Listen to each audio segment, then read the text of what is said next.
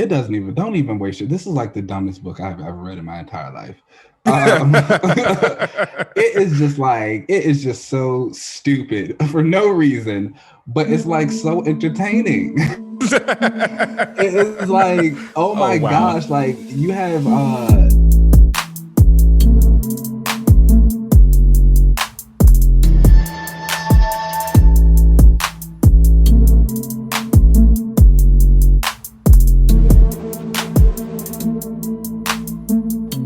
right. Yo. What's up, everybody? Welcome to another relaunch. I am LZ. salutations. I'm Keenan. What's going on, Keenan? How are you doing today?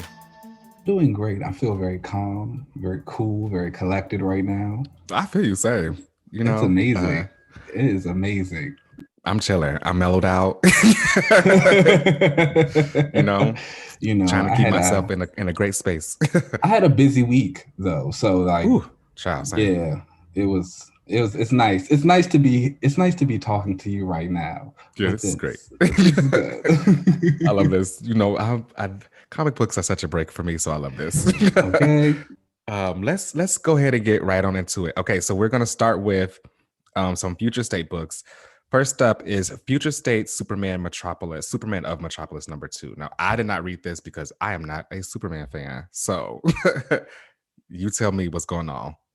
Honestly, so let me tell you, I've said it for the last few weeks of these future state books. Stories are not that important of what's going on. This one even more so. I am also not a Superman fan or a Jonathan Kent fan, so I won't lie to you. I kind of skimmed through the beginning parts of it. There was some stuff with Supergirl. It seemed nice.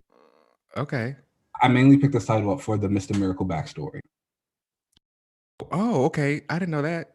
Yeah, so the this issue and the first issue both had a Mr. Miracle backstory, but it was Shiloh Norman, the Black Mr. Oh, Miracle, who also just got okay. announced to have a little 6-issue miniseries Oh, they're written giving him a by, mini. That's dope. yeah, it's going to be written by Brandon Thomas, who is writing this backup story in the book. Oh wow, so they gave him a mini too. So he must have been this must have been great then. Yeah, Or they saw something. it's a really good read. It's just like a fun little kind of sci-fi adventure romp type of thing, and then it's something happens. I feel like he gets transported. I don't know if he's getting transported to like the prime DC universe of whatever they're doing for Infinite Frontier, or if it was just like something else. But it was fun. I mean, again, it's future state. Give me the present day stuff. The miniseries is coming out. That's gonna be good. Okay, maybe I'll check out that miniseries. Was Barda in it at all? I always feel like, you know, No, it would have oh been nice to damn. see Barda because they do know each other. They like hung out and everything. He lived with Okay. her and Mr. Miracle for a time back in And the this is 80s. a big Barda, or did they have is there another Barda? Does he have a Barda? He doesn't really have a Barda now. Okay, that's cool then. That's great. There should only be one. Okay, say that. I know that's right. All right. Okay, so next up is Future State Wonder Woman #2. Now, I definitely did read this because wow, Yara Flor is, she's here to stay. She's here. She's back. And this issue, like the last one, is beautiful. Like Joelle Jones and her art is insane. This was both written and drawn by Joelle Jones, which I think that's awesome. Like she's doing a whole book by her damn self. Um, and we open with Yara back in hell, or at least like her interpretation of hell, which I think is a really cool premise. And she needs to cross the river Styx get on this boat, and you get a real feel of how Yara likes to fight, and she likes to fight. she Yes. is um she is an aggressive, girl. She is not one to shy away from getting her hands dirty, which is really cool to see. The action scenes in this book I thought were really cool and really beautifully laid out. Um so she finally crosses like the river, and then she's like having she has this meeting with, was that supposed to be the devil? I wasn't sure what was going on there. I think so. Or I like think so. Hades, I think I should say. I think it was like kind of like her version of Hades, the devil, Yeah. bad guy. It's kind of Yeah, the bad guy. Yeah. Right. So she finally like crosses the river and meets up with him, and he's like this, like, I don't know, ghost thing. He doesn't really have a face. But he's got this crown of swords, which I think looks really, really cool. And then in walks Persephone in this like really beautiful like red dress, and she's like glowing. I thought that was really cool. And I'm really liking the interpretation of like Yara's gods, I guess you could say, compared to what we've seen with Diana or any of the other. All of them pretty much have the same kind of gods with Diana, but I think that this is cool that she's having her own kind of pantheon, or at least like they look different for her. And then she finally gets to Hades, and she basically says like, I'm looking for someone. We kind of finally find out what her purpose is, what the mission she's been going on. And she has been like looking for her friend. I think how do you pronounce her name? Patira, I think that's how you pronounce it. But that's how I was saying it. That's what I was saying. I couldn't figure out if that was right. I'm apologies if I was wrong. And you had this whole flashback of whatever kind of war that they were in, and they were like fighting something, and Patira was like about to fall off this cliff, and Yara was like trying to help her up, but then someone was gonna come up and kill Yara from behind. So in order to stop the guy from attacking and killing Yara, Patira like threw her spear at the dude, and like she had to basically fall off the cliff and die. And you like, I don't know, for me and the way that it was drawn, you really feel like the anguish that our Yara was going through. And she's like trying to basically find her soul and bring it back to the living. So she's made this deal with Hades to find her soul, to find Patira's soul. She does, which I think is cool. And that scene of her pulling her out of like the sea of souls and like all those hands, it reminded me of like, remember the Hercules Disney movie? Oh my God! So I was just thinking that. That's exactly what I was gonna say. When Hades is with the pool of souls and everything, like dragging down, and the spiral. I love it. That was the vibe that I was getting from that. I was like, oh, this is cool. I wonder if she was like inspired by that. So they finally meet, and Yara and Patira love Patira's design. I think they look really cool. She was running along with Yara. They're trying to escape out of, I guess, hell. And away from all these creatures that Hades kind of sent after them. Or I should say Yara is really like kicking ass again, because she's not gonna run from no fight. And she's like, she kicks down this cave to kind of enclose the monsters behind them so that she can keep running. Her and Patira can keep running. But unfortunately, Patira gets caught in that cave wreck, and she gets like stuck under these rocks, and she's gonna die, which I think Yara probably needs to learn as a lesson about her aggression and how she takes it out. And because you never know what could kind of backfire. The whole thing that you came down there to get, you end up losing again because you were being so, let me go kick ass and punch something. So she had to kind of accept that Patira couldn't come back to the living, and like she was dead. And I think that'll be like I don't know. I think the next series after this, Yara would be like Wonder Girl. So it'll be interesting to see how she is even a little bit younger than this. And maybe we'll even get to see her and Patira's relationship, like how they were friends on whatever island, and that whole back history. What did you think about like this whole story? Again, I think I've praised Joelle Jones like a lot. I think she is amazing. I think her character design is amazing. I think her writing is great. She's done like really good stuff. She just announced that the Wonder Girl series is going live. I think it's going to start in May. And she did this interview about it. Oh, I'm definitely getting that. Yeah, right. But in this interview she did for it, she discussed like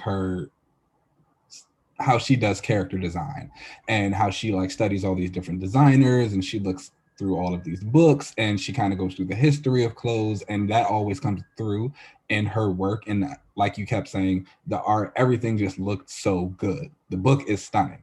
Like she can do no wrong with it. Like they got a winner with that. I think as far as the actual plot of the story, it was a little basic, I guess, kind of straightforward. Yeah, it was very like run of the mill, bad guy want to go.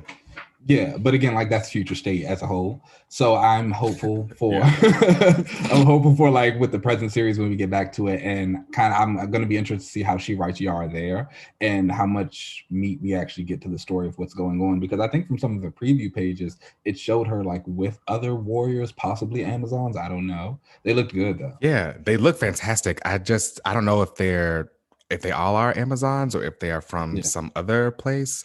Um, because I It'll, believe Yara is supposed to be Brazilian, right? Or yeah, something like like that's her that. thing. So maybe we're gonna get some Afro Brazilian I'm into Amazons. it. I am into it. So I'm excited. You know, the book's gonna look beautiful. This book looks beautiful. I'm excited to get to know like a real Yara now. Yeah, if this was any kind of like inclination of what the series is actually going to be like, then I am definitely in. I need this for sure. Yeah. Okay, so next up is Future State Swamp Thing #2. Now tell me about it, because I did not read this. So this is this book was like interesting. So like I think I talked about when the first one at the end of it there was a splash page of Obsidian. Oh yes, yes, yes, yes, because I want to know if Jade was coming. Yeah, she didn't. Oh. But See. it was just nice to see Obsidian. He was kind of used in like an awful way. Oh, He was okay. so basically the premise of the story is that like there are these swamp thing type people, creatures running around. Humanity is like dying off, blah blah blah. One of Swamp Thing's villains, Woodrow, who is jealous because he wasn't selected by the Green to be Swamp Thing, has kidnapped Obsidian and found a way to use his powers to invoke never-ending darkness on the world. Oh, okay. So Yeah, he was just the conduit for somebody's mess. yeah, it was kind of sad, but it Oh. again, Obsidian. It gives me hope that maybe he might pop back up somewhere. Well, I Somebody saw remembers him. some DC Infinite Frontier, like that number, I think it's the 0 issue arc. Yeah. And I think Jade was up there somewhere. Okay. So if she was there, then I'm assuming he's not too far behind. So I think I remember in one of the articles for it was saying that the whole thing about the DC universe now post metal is that there's supposed to be like all these various multiverses where you can now pull any character from like any universe or any point in time and be like they're alive, and it's supposed to be like the thing that you can now go at any period in DC continuity and like pull a character out. Oh, I think. okay. Sure. I mean, at this point with DC, just do it. Like, You know, it's their thing. I mean, they don't really have too much of a like continuity anymore. So just, you could do whatever. Yeah. And so in this Swamp thing, basically the Swamp Thing people that he made are like trying to get him to help them, but in the end, he kind of destroys all of them to help the humans. And it's like this big thing that they kind of go through throughout the entire issues of the book, where they're just like, he always goes back to humans, like he's gonna like betray us and all this stuff like that. And so one of the people actually asked him, they're like, why are you doing this? And so he's like, you know, they're humans, and humans are supposed to be like pure. It's this whole thing about how they're supposed to be like the sense of hope and like faith in humanity and all of those type of things. And like that's why the person who becomes Swamp Thing has to be like inherently human, and that's why Woodrow didn't get picked, because like he wanted too bad to be a part of the Green. He didn't want to be human, and it's like, no, you got to still have that humanity. So it was a nice little look into Swamp Thing and kind of like how that mindset works. Ram V is writing a Swamp Thing series post Future State. I I'm like definitely going Ram. to pick up the first arc. I like Ram. I'm into Swamp Thing. I don't really know why, but he's cool to me. Hey, we all have our faves. So yeah, it was cool. Obsidian died. So at the end of it, like basically Swamp Thing sacrifices himself. He like merges with the earth, so like he expands the Green to this point where his roots go and like do all this stuff so the humans can like make homes for themselves and be protected from the never-ending darkness and cold. And then like I guess thousands of years later, they finally are able to come from out of the roots, and like the sun is coming back out. So it's like, oh, and there's like a piece of Okay. earth growing that's like, oh, Swamp Thing might come back, the green. Oh, that's Oh, cool. Swamp Thing made an appearance in DC Future State, the Immortal Wonder Woman. And he's like the last thing a mm, part of like the Green and Earth and stuff. So that's cool. I wonder if they like are connected some way like that. the green never stopped. It does not. I know that's right. Um, okay, cool. I wonder if that series in the future is going to be pretty good. I do like Ram, so that's exciting that they're giving Swim Thing another solo.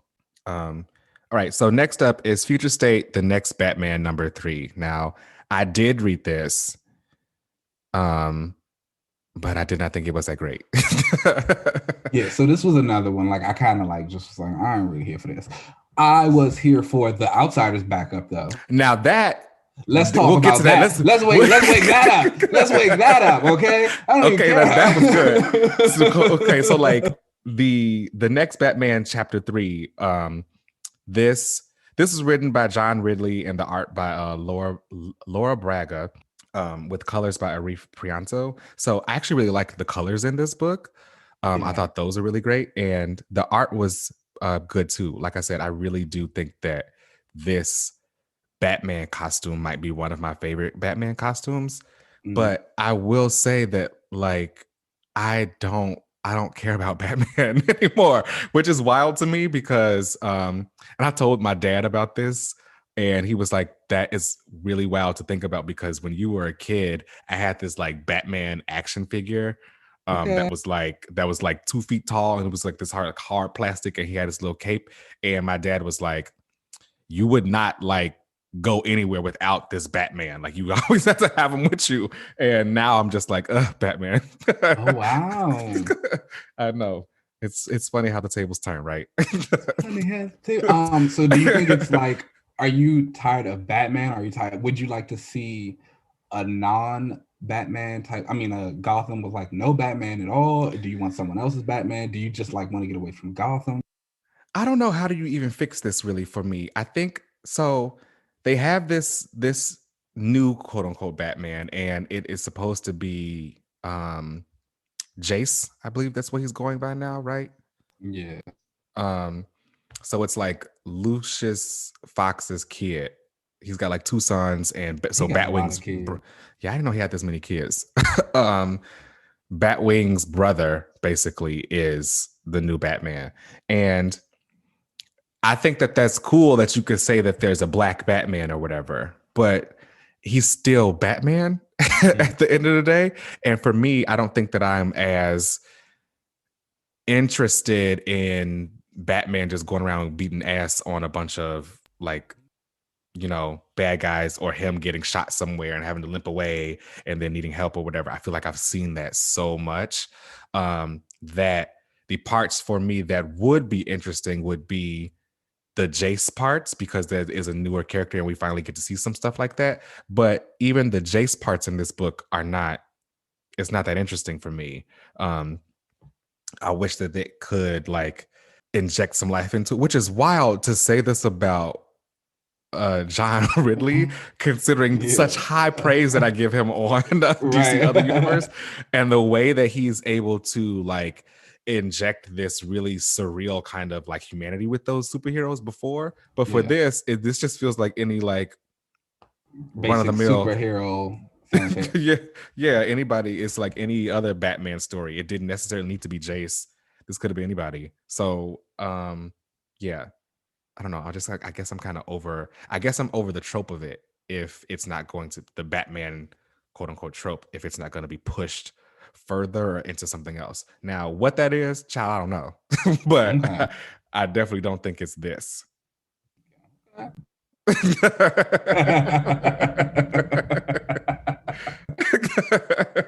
For me, anyway, I don't think that it's this. Just like I don't know. I would expect something a little bit better for that. I also feel like when you change a character like this, when you make Batman black, but he still feels like Batman, it feels like what was the point? You know what I'm saying? For me, I feel like if you're gonna make him black, then I want to see him be a black character. Then like I want to see more of that. Then this could have very well just been Bruce. That's valid. I understand. Now the Outsiders issue portion of this book. Now that was giving. that was it. And that was written by Brandon Thomas with art by Sumit Kumar. And I don't know why they didn't just give Brandon Thomas Green Lantern. If they were, I'm gonna just say it. I personally feel like if they was gonna give somebody Green Lantern, he right there. Like, Why give it would to you do? What do him. you? Are you not excited for Jeff Thorne? Absolutely not. Oh Abs- wow. Absolutely not. Now, because like this was, I mean, in this book, you really get into the head of Signal, and he's a character for me that always felt like the like, okay, we needed to have a diversity hire is what he I kind of felt like for Signal. Like they Right. never really gave him too much to do or made him that interesting. He was just kind of always there as the black understudy uh for Batman. Batman. And for this book, you really get into the head of Signal. You see where he feels as like a hero and a character and how he wants to pursue things against the magistrate.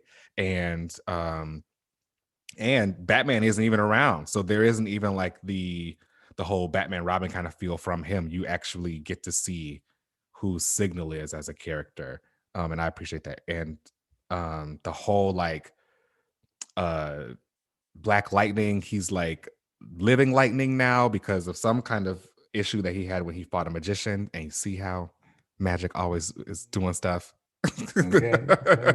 It's You see how always you there. see it's always ruining things. Hey, don't you gotta know what you're getting into. Don't just be ready. Exactly. That's why you just can't deal with magic all like that. So he's like stuck at this as this like living lightning, and Katana, she had that amazing issue in the last one where we really got to see Yeah. inside of her head. And with this issue, you see and her and Signal kind of having like some kind of like not really a falling out really, but like some disagreements as far as like what the plan should be. And she's kind of like Katana kind of lashed out, but Signal at the end of the book was like, I totally understand, like it's not that big of a deal. And the coordination that they had when they were fighting on that bridge, I thought was really cool, because it really just shows that they have been like teammates, at least to like work Mhm. together, and they know how to get things done. I really liked this book. So I want to know where Brandon Thomas is going post Future Yeah. State. Like if they've tried to, lock him down for a book or something. So okay. Oh wait, you know what? I just realized I was wrong. Brandon Thomas also wrote the Future State Aquaman book. Brandon Oh Easton wow. Okay. wrote the Mr. Miracle backup. Gotcha. Okay. I kept getting them confused. Like Brandon Easton, Brandon Thomas. So yeah, Brandon Thomas is who I want to offer, man. So I Oh, also okay. been saying, You want him on but your I've fave also, too. but like I was a big fan of like the first Outsiders backup, and so like this one was no different. Sumit Kumar, his art is like fantastic. If like DC does not put him on another book post Future State, they are just as dumb as everybody keeps saying they are, and I want them to win, and I do too. he's how they'll win. Okay, like he just needs a good book that's not Batman related, please. Although if Please, we he don't came need no back, more Batman. though I'm not gonna lie, if he came back for Outsiders, I'd pick it up regardless. I actually like the Outsiders. Um, Yeah. I agree with your like kind of analysis of Duke and the type of character he is. I do think that this is one of the best Duke showings I've ever seen or read about. It honestly made me like go back and like add some of his books to my reading list just so I can get a little bit more into him, because I've also been kind of confused about like how his powers work and what was going on with that. But I still liked it. He's cool. I don't really like that design. Oh, is it the yellow? Is it I all the don't know if yellow? I think it's the helmet. I usually love a Oh, helmet. I was gonna say, yeah, you normally like is it the I, is it the I, ear things on the helmet? Does yeah, it like kind of look weird? it's I don't know. I was like looking at some pictures of it last night. Just a couple different. It's just like something about it. It's not doing it for me. Yeah, he doesn't wear it that often. Usually only when he's like riding that excuse me, finally that motorcycle or whatever. But I like that he was fighting with it off a lot in this one. Yeah. you know, Yeah, and again, like his action scenes, like in this again, Sumi Kumar, just fantastic art. Brandon Thomas like really made you care about these characters. Like again, Brandon Thomas, let's get him on a few titles post Future State as well. It was just good. This is I Listen, want. he could totally take over Aquaman and Green Lantern. See in space. Look, you need to accept that Jeff Thorne has Green Lantern, but I will definitely appreciate you continuing to push that Aquaman agenda. Oh no, I just want my favorite. Now, the final story in this book was the Arkham Knight story, and this was something. I didn't really. I didn't like this.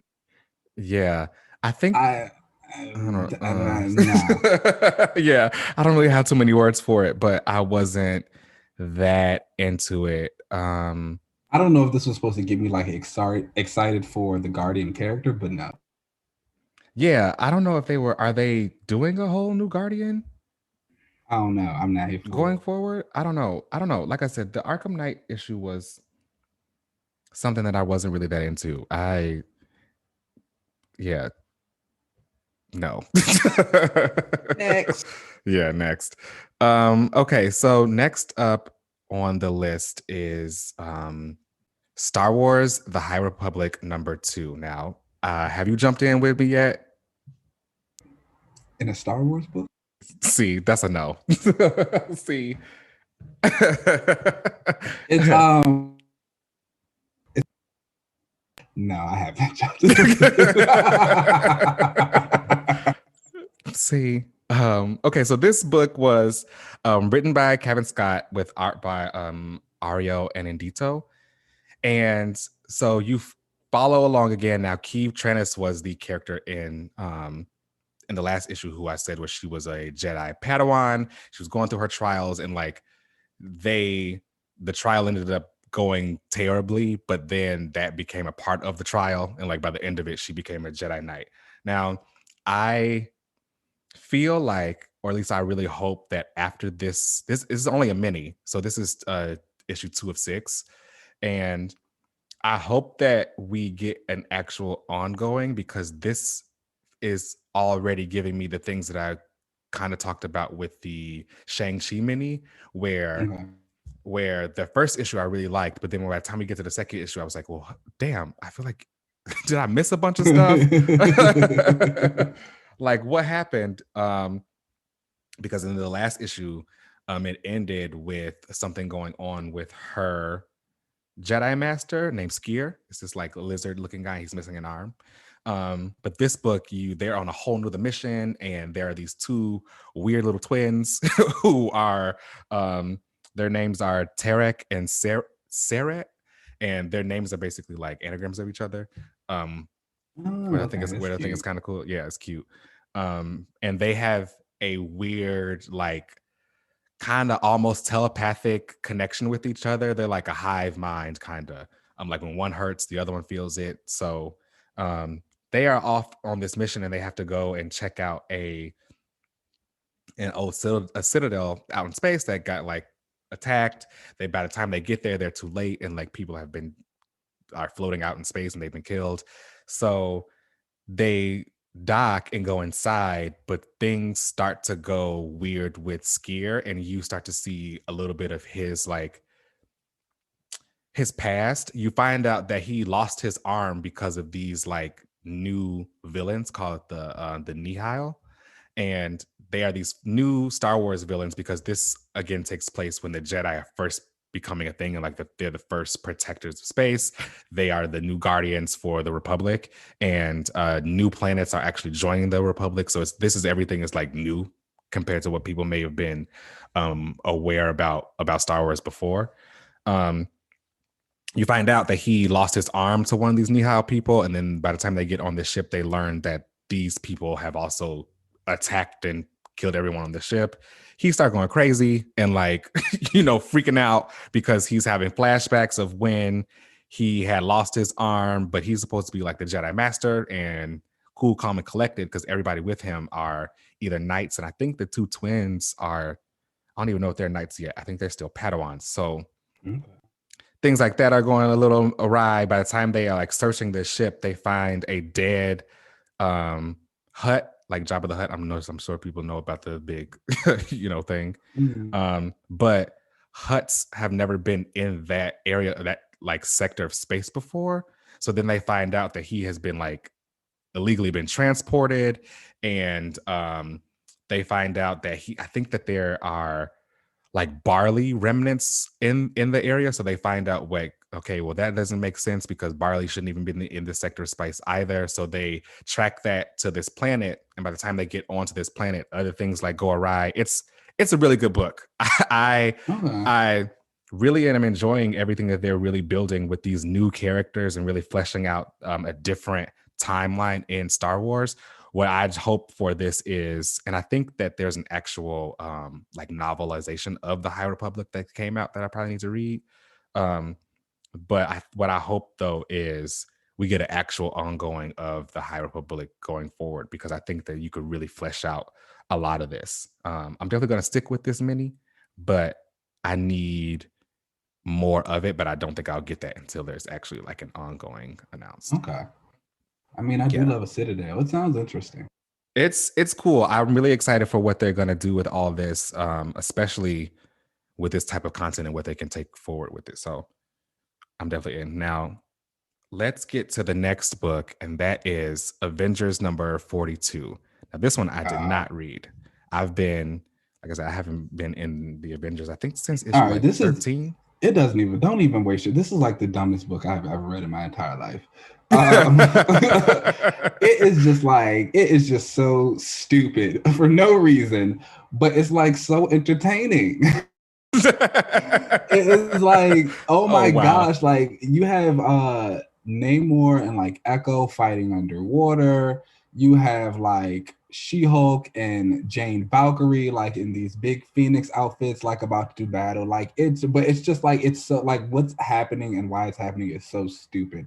And like I don't know what Jason Aaron's plan is with the Phoenix. So I'm gonna go ahead and spoil it. I'm pretty sure everybody's either read it or like seen it already. But the Phoenix Force basically comes to Thor and reveals that she's his mom.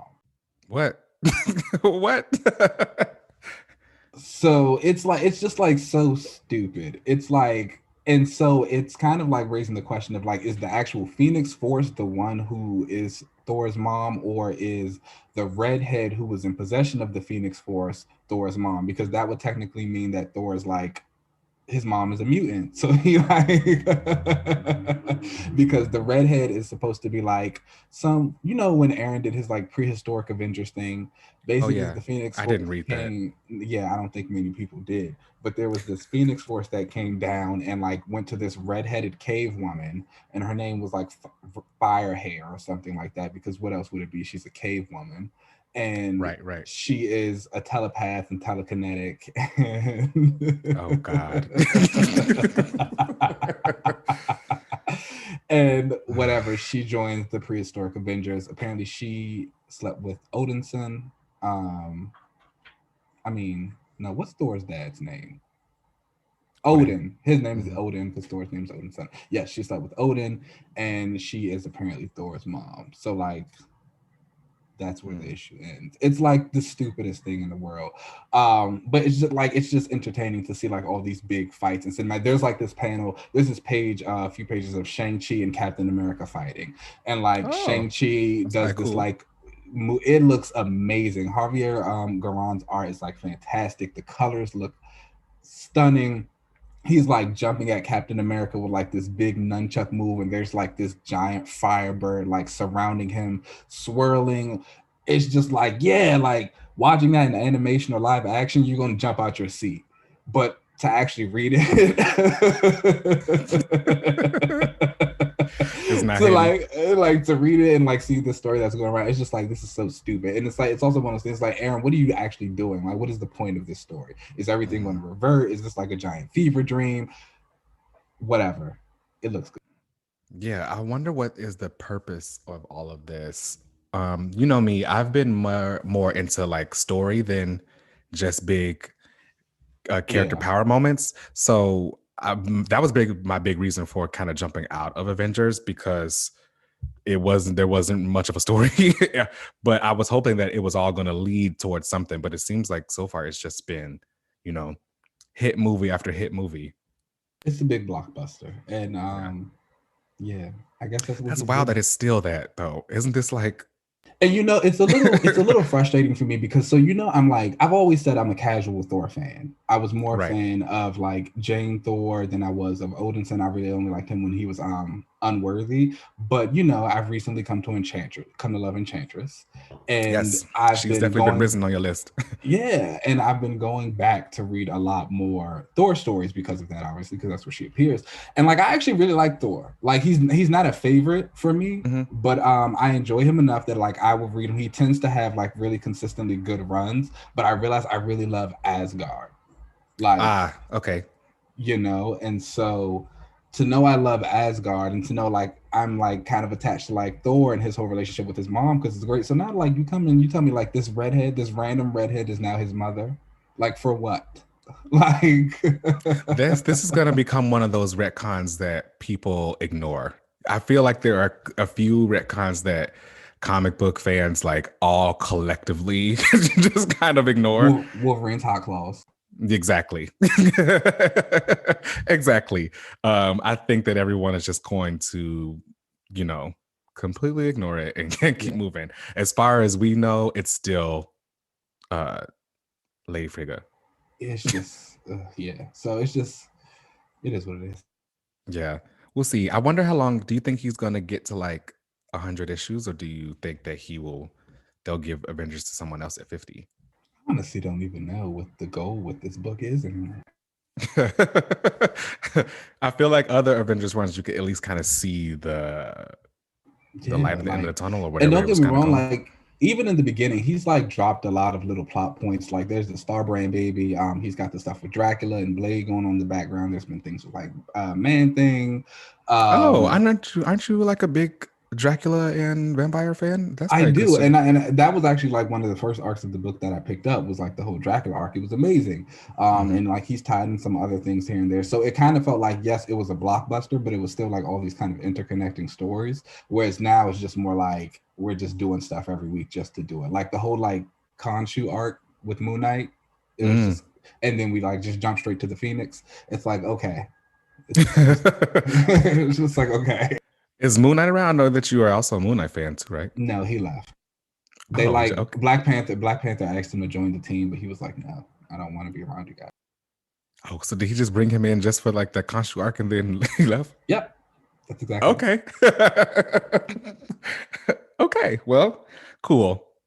I'm sure people are enjoying it. I'm sure that like you said, this is probably something that he is shooting for will be adapted into something, and that's probably where the checks actually Yeah, lie. like So again, it's like really fun. Like I said, like when I read that Shang-Chi and Captain America fight, and like Shang-Chi did that move, I screamed a little bit. I was like, "God okay. damn, that looks good."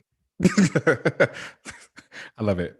Um Speaking of Shang-Chi, next book is The Legend of Shang-Chi. This was written by Alyssa Wong with art by Andy Tong. And okay, this is funny because literally last week when the We were just miniseries ended, talking about it. um, the whole miniseries ended, and I was like, oh, I wish that he got an ongoing, and I hope that it like gets fleshed out or whatever. And here we are, and we sure enough, the following week we get the whole ongoing, and I enjoyed it. I thought that this was like a really fun opening issue. I don't know too much about the whole like MI6 thing Okay. over in London or in England. So I'm not really sure like how big of an impact that is supposed to have, or especially with Shang-Chi. I don't know what his like long running history is with them. I know that in that mini series he was also like connected to MI6 and had some missions there. So I'm assuming that's just been that maybe was his shield, compared to the Maybe I'm not too familiar with it in a lot of Shang-Chi stuff. yeah. But that's fine if that's like, the agency or whatever that he's connected to. Um, but I like that he's been given this mission to kind of go and steal this sword back called the Equinox Blade, which I thought was a pretty cool name. Um, so he has to It go is. into this museum to get this sword back, and who is already there but Lady Deathstrike, Okay, the which one and only. which I was not expecting that at all. I guess because I just assume everybody is always on Krakoa, but that does make sense that no, that they can do whatever they want to do now. I thought that this Lady Deathstrike, this design for her, this kind of like updated design, was really cool looking. Is Lady Deathstrike actually a mutant though? I think she's just a cyborg, isn't she? She's just a cyborg, but I could have swore that she walked through a gate. Am I making that up?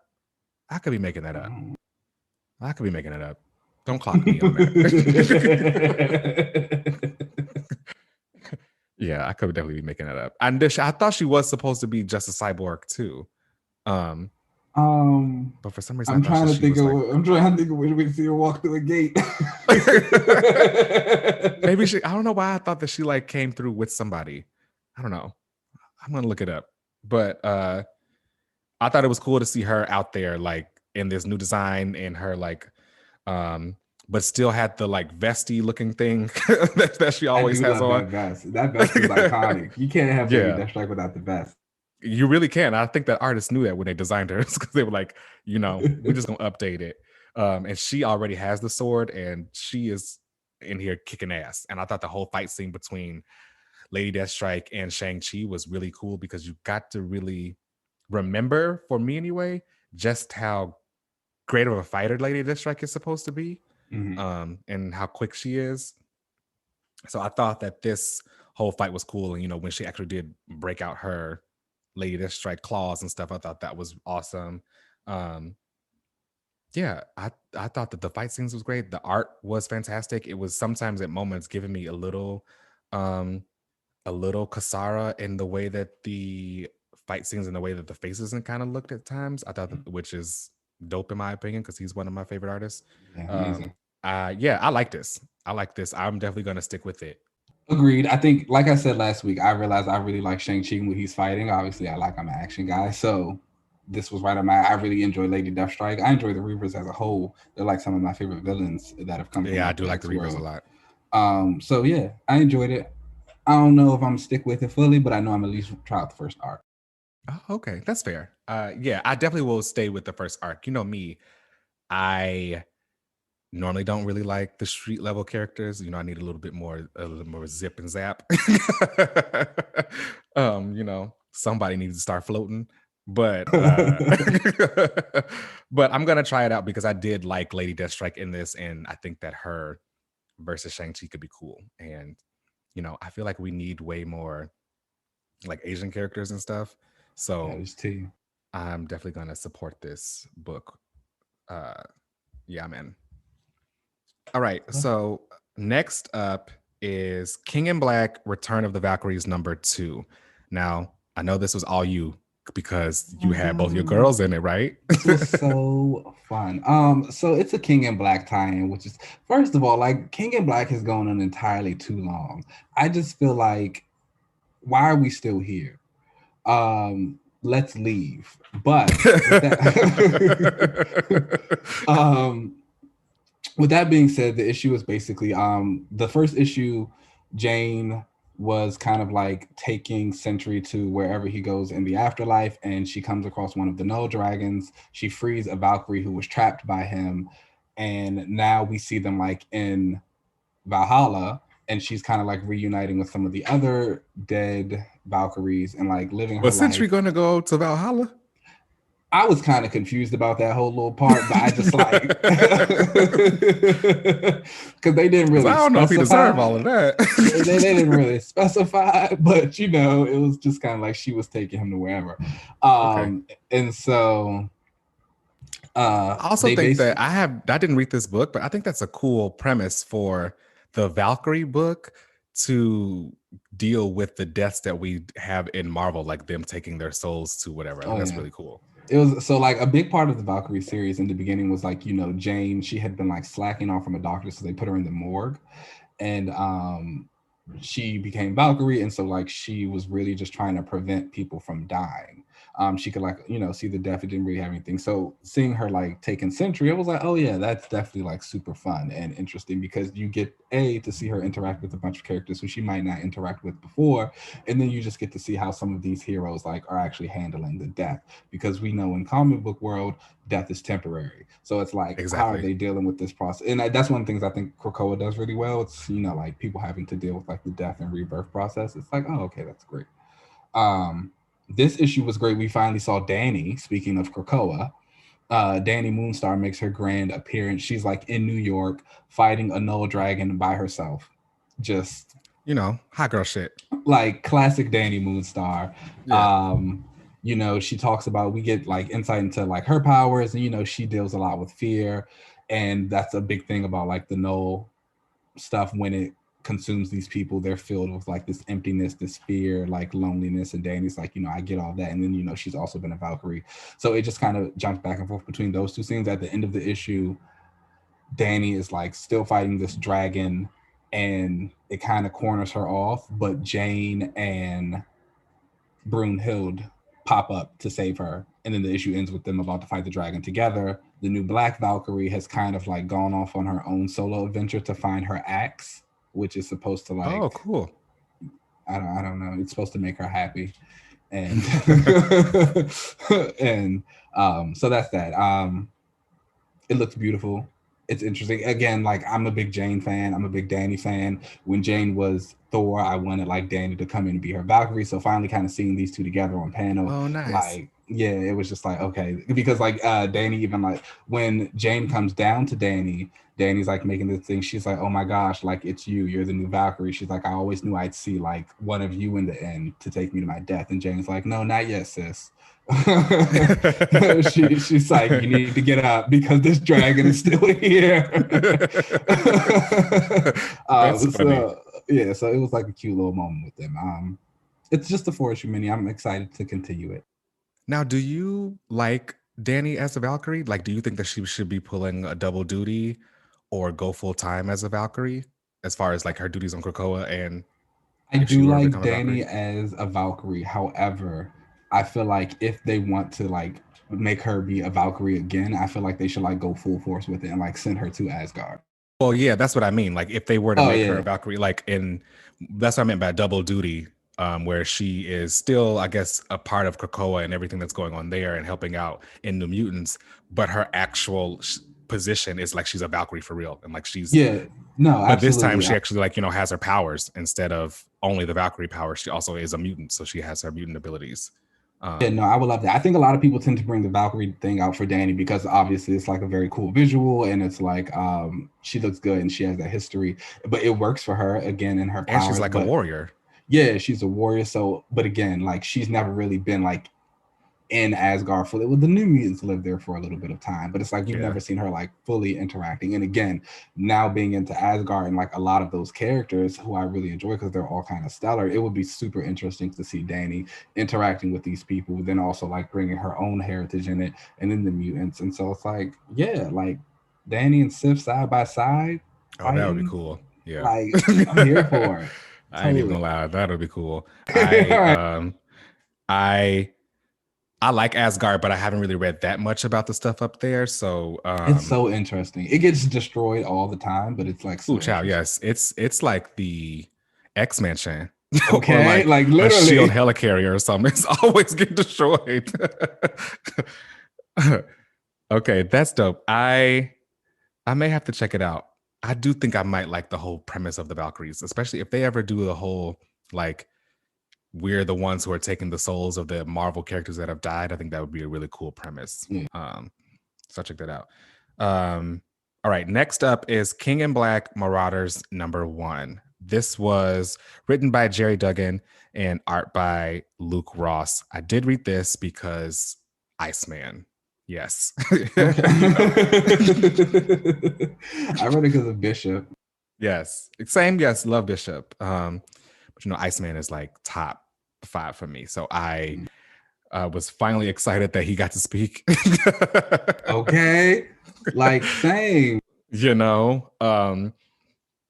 This was another King in Black tie-in, which Too whatever. long. Yeah, whatever. Null is taking over, and you have Shadowcat on her little ship or whatever, and she's out on the Marauder anyway, trying to go and rescue Cyclops and Storm because they have both been taken over by these Clintar symbiote things, and part of the Krakoa mission is for them to bring them back.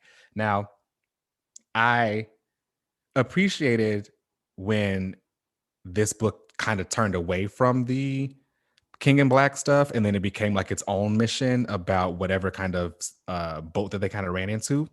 I Yeah. like when a book can be both a tie-in and still push whatever kind of narrative they have going forward. Um, Yeah.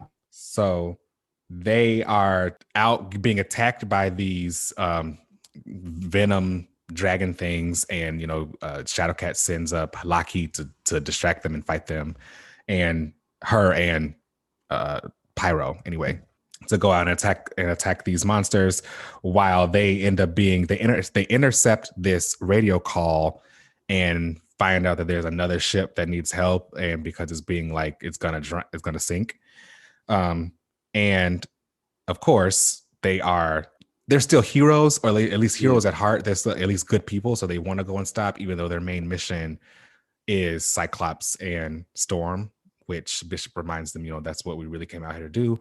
But and Shadowcat says there's nobody I care about more than Storm. So like you don't gotta question if I'm gonna go rescue Storm.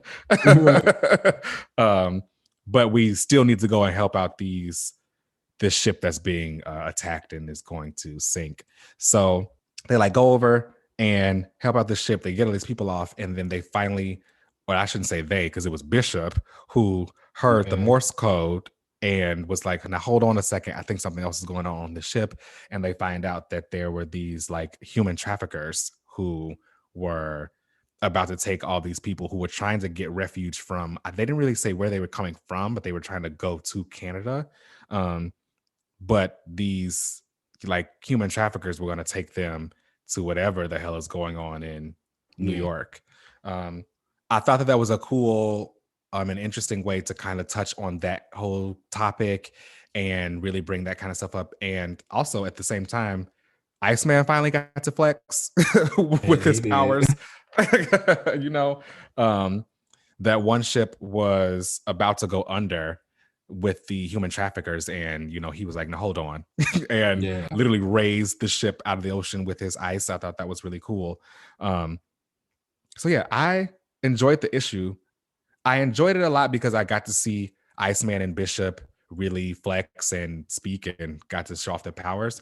The only reason I didn't really like the issue is because it was a tie-in issue that wasn't even a part of the main book. So it's like, yes, I got to see them speak and interact and do something and show off a little bit more of their personality, but it was the side book. You know what I mean? Like it wasn't even something that's happening in the main thing. So I would like this same energy in the main Marauders book. Agreed. Agreed. I definitely really enjoyed this issue. I love the interpersonal relationships that Jerry showed with like Bishop and Iceman, and the tension that even Pyro and Bishop kind of had between each other. I thought that was interesting. I don't really like Pyro that much, but again, like, but like I think that was part of the reason. It's like I'm Team Bishop on this argument that's going on right here. I also really liked the stuff about Bishop and kind of his secret relationships with Beast, furthering the narrative that Beast is kind of like an awful person. Child, Beast is always gonna like do something. It's like he tell you to go do A, but he's like, but what about B? He's just like, no, he's actually like, I don't care about A, I'm doing B. Exactly. So that was very nice. Agreed. I would love for some of this energy to come to the main title, where he's kind of been focusing more on like the ladies and the Hellfire stuff. But this was a nice little like turn from that. It was great to actually see Bishop be a captain and be tactical and like get some inner monologue from him. I also like the whole ending bit about them kind of offering refuge to those people who were about to be trafficked, and like letting them stay on the little island with the Morlocks that they have them on. Yeah, I love that part because Shadowcat is like reaching out to Emma, and she's like, we got a problem. We saved all these humans, but we got to bring them somewhere. everything. And they were like, oh, she was like, oh, humans on the island. And Magneto was like, humans on what island? You know, this book like honestly had like genuinely a lot of funny moments, because the whole scene where like Kitty is telling the people, she's like, we're going to take you to New Jersey, and the lady's like, no, and she's like, it's not that bad. And the lady's like, just no, not America, like not America. And they're like, the people in the back, they're like, take us to Canada. Like, I genuinely was laughing for like a good 20 minutes at that. Yeah, that was like, this book was actually great. Really funny. And again, like, this is, I would love to that lady literally was like horrified. Like, girl, not America, please. She was like, no, she was like, we paid these people to take us to Canada, and she's like, they're taking us, like, don't leave us here, and they're like, no. That was great, because like, mood, honestly, seriously, get me out of here. Actually, come pick me up. So that was fun. And then just even the part with Magneto at the end, kind of talking to the lady who was a part of those people, and just reminding them like, Krakoa shows mercy. Like, we are not some horrible people that they make us out to be. Like, Magneto really is one of my faves. I love him. He's really good. The GOAT. Really good. So that was a good move. Like, really enjoyed this issue, even if it like you said, I would love for some of this to translate over to the main book again. Mm-hmm. This was probably one of my favorite Marauders issues in a really long time, and I wish that this kind of energy was kept on the other book as well, because again, it's mostly just the Shadowcat and Emma book, and I don't really care too much about either of those characters. So I'd rather have a little bit of there to be a little bit more like diversity or whatever amongst how much time everybody gets. Yeah, you know, there should be way more like balance with the group on. Like, I honestly forgot not Bishop. I forgot Pyro was in the book until this tie-in. Me too. I was like, oh snap, I forgot he was even on this team. And with Storm going off and doing her own thing, I wonder if they're going to replace her on this team, or just like give other people more time to kind of shine. But we'll see. But speaking of the teams, you know, in team books and everybody getting some shine, last book on the list is Hellions number 9. Now, did you read this? I did. This was written by Zeb Wells and art by Steven Segovia, which Segovia is a great talent. I really love his art. Like, I don't think I've ever read any book that he's drawn that I didn't enjoy. Yeah, this was really, really great stuff. I really enjoyed the way that he draws the like more sinister moments, and I'm not sure if he was also doing the inks or whatever, but the way that the shadows and stuff would show on the faces whenever someone was kind of being really, no pun intended, sinister. I was trying to I was like, I feel it coming. I was trying not to do it. I was like, I feel I'm trying not to say it, but it's coming. I know I was trying not to say it, but I think that was really dope. The entire intro with Sinister and Mastermind kind of sitting and having tea, I thought was really funny. I really enjoy Zeb's like of a Sinister voice. I think that it's fantastic. He definitely writes a really good Sinister for me. I love that. Yeah, I think he does. I think he does all the villains actually like really, really well. Yeah, he does. I think he has a really good way of mixing whatever kind of humor that villain has, like their version of that humor, with the seriousness of it, because they are still a villain. And I do think that Sinister is like, you know, a sassy little bitch, but he's also sinister. Okay. So, you know, a little bit like myself. I know, we love you. So like they're sitting and having tea and stuff, and I wonder what even made Sinister even want to drink the tea, because like you had to have known what's going on. But you know, but that like that's what my thing about Sinister. It's just like he knows. He's just gonna let you think he doesn't know. But like you think you're playing him, but he's actually playing you. He's been playing you. I feel like he probably wanted himself to get like captured and taken to you know, the villain that they had at the end of this. So we see all that. Then we get this really weird thing with Nanny. She's like been updated because of dying in Otherworld. So has Orphan Maker. He's got a whole new suit. He's like bigger or whatever now. I have no idea what's going on there. I don't know if they're going to come to like butt heads or something, or if Orphan Maker's going to. the like dynamics of that relationship and kind of like seeing how it changes, and like now he's like, don't call me Peter, I'm Pete. Right. And And he's Empath is like, because that's so much better. right. And Nanny kind of like seeing that indignation and just being like, oh, maybe it's fine, I got another baby over here now anyway. So that was, i I like Nanny. This is fun. Yeah, Nanny's fun. I think everyone in this book, as far as the roster goes, is fine. I don't love any of these characters, but I like all of them enough, and the writing is really well, that's why this really well done. And that is why this book is like one of my favorites, because it's really making me care about characters I would have never have like been that into. I think it does a really good job also at kind of showing that like this therapy rehabilitation thing that they're doing is actually working a little bit, because even though they don't care about Sinister, as they showed when Sage is like, one of your own is missing, and they just laughed her out. Like, one of our own, child. Yeah, they're like, nobody care about him. Nobody care. But it's like throughout all of that, they're all also kind of bonding together and like trying to make themselves a little bit better, which is like, oh, okay, that's cool, that's nice. Yeah, I think that's really cool. I think I've been enjoying what Empath has been doing, and how whatever kind of story he's telling there with his powers and how he's affecting people's emotions.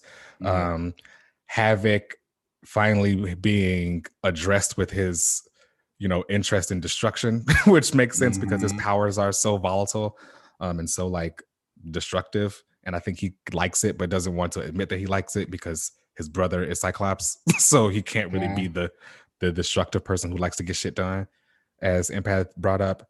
How do you feel about Conan on this book, Psylocke? Do you think that she is getting any kind of like justice in this series, or do you think that she is they just keeping her because of the suit, the recognizable costume? She's cool. I think she's getting I think she feels like her own character for sure. Yeah. And again, I think I've said this before, but like Segovia draws her in a way where like she feels like a different version of Psylocke, despite technically being the same version. Exactly. Which again, I don't know if it makes sense to everybody. It makes sense to me. It's like, but I don't feel like I'm reading Betsy as Psylocke. I feel like I'm reading Conan as Psylocke, which is cool. I agree. It does feel a lot more like her as her own character, which is fine. Yeah. So I guess we'll see more of her as the ninja. I thought the entire mastermind mission thing at the end was really cool. That was really good. Really well done. Mastermind's really well done. Piece of crap. Yeah. Yeah. I know you got a personal thing against him. He is absolutely. Just a bad guy. He's got some great kids. But he is awful. And I appreciated like him being shown like not only to be like just a piece of crap, but it's like he is a dangerous piece of crap. So it's like you really got to watch him for that. That was great. And then that reveal at the end, that other guy. Yes. This is gonna be fun. I wonder if he's going to put them in something similar that he put like Storm and all them in back in the day. Yeah, that would be really cool. I wonder if someone outside of his team is going to have to come in and rescue them. That is one thing I would say. Again, I think that the whole premise of this book, of it kind of being like therapy, quote unquote, is really cool. And I would love to see a couple of other former villains that are on Krakoa like cycle in and out of this book. And especially it doesn't have to be everybody, but like every once in a while throw somebody else and maybe have like a backup team. There's so many characters that you can kind of do that with that have had these issues. I was like tweeting about it the other day. I think about like Sienna Blaze, who has, I was going to ask, who would you like to see? Like Sienna Blaze, she kind of has this power where she like destroys the ecosystem, but like she doesn't care about that, and it's like she's a little bit of a maniac. You have characters like Necra, who like are fueled by rage and like these angry people. Fantasia, who was like one of my like favorite acolytes. Yes, acolytes. Yeah, kind of like in her relationships with like Magneto and all that stuff and her power. It's just, you could go on and on. Like, hey, you could grab any of the acolytes, honestly. You really could. Like, they're just an interesting group in general. But again, like, there's just a lot of like people who are now on Krakoa who I'm pretty sure you want to see. It's like you once constantly fought these people, and while I do understand this whole promise of the mutant nation and this togetherness is appealing, but how are you actually interacting with all of these people who you've constantly fought and like had this grudge against for so long? Yeah, yeah. I I think there probably might be a new team that comes in soon to kind of help and rescue this team if they aren't able to break themselves out of whatever mess they didn't got themselves in at No, the I end get of it. this. Yeah, and that's what I was gonna say. I was like, I guess we got to make sure that these characters actually like heal, that the like program quote unquote works first before we can bring some more Exactly. in. So like, I understand. It's just me, like personally, I just, I got specific taste. Yeah, same. What was your book of the week? Ooh, that's a good question. Actually, I actually think my book of the week was Hellions. Yeah. I think that was my book Yeah, of the week too. Yeah. yeah. Yeah. Again, It was good. it was good. Again, I like a lot of stuff. We're like dealing with future state, which is like actually no, that's a lie. The Outsiders Backup was my favorite thing of the Really? week. Okay. Yeah, Okay, that's fair. that was definitely my favorite thing of the week. It's not like a book; it's a backup, but like that was definitely it for me. Okay. I think mine is still Hellions. I actually really liked the book. So let's take a break and then we will come back for the panel.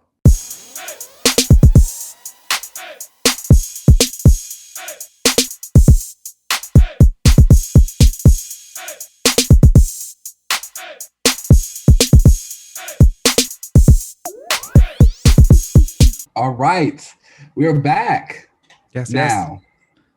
This is a very special panel for me today. It is February, and it is a very important month. And do you know why? Black history. Oh, that's actually a good idea. Yeah, you know. That's a good answer. Oh wow, it is Black History Month. Yes, it is. That's a good answer. Write Yes. that down. We're gonna do something for Black History Month. But no, I was talking about Valentine's Day. Oh, love. Yes. Love. Yes. I love Um, love. I love love. And so I wanted to, it's around the corner. People are getting ready for that. We've been having a lot of quarantine babies popping up and stuff going Mm. on.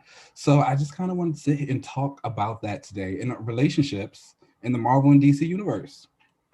All right. This will be an interesting topic.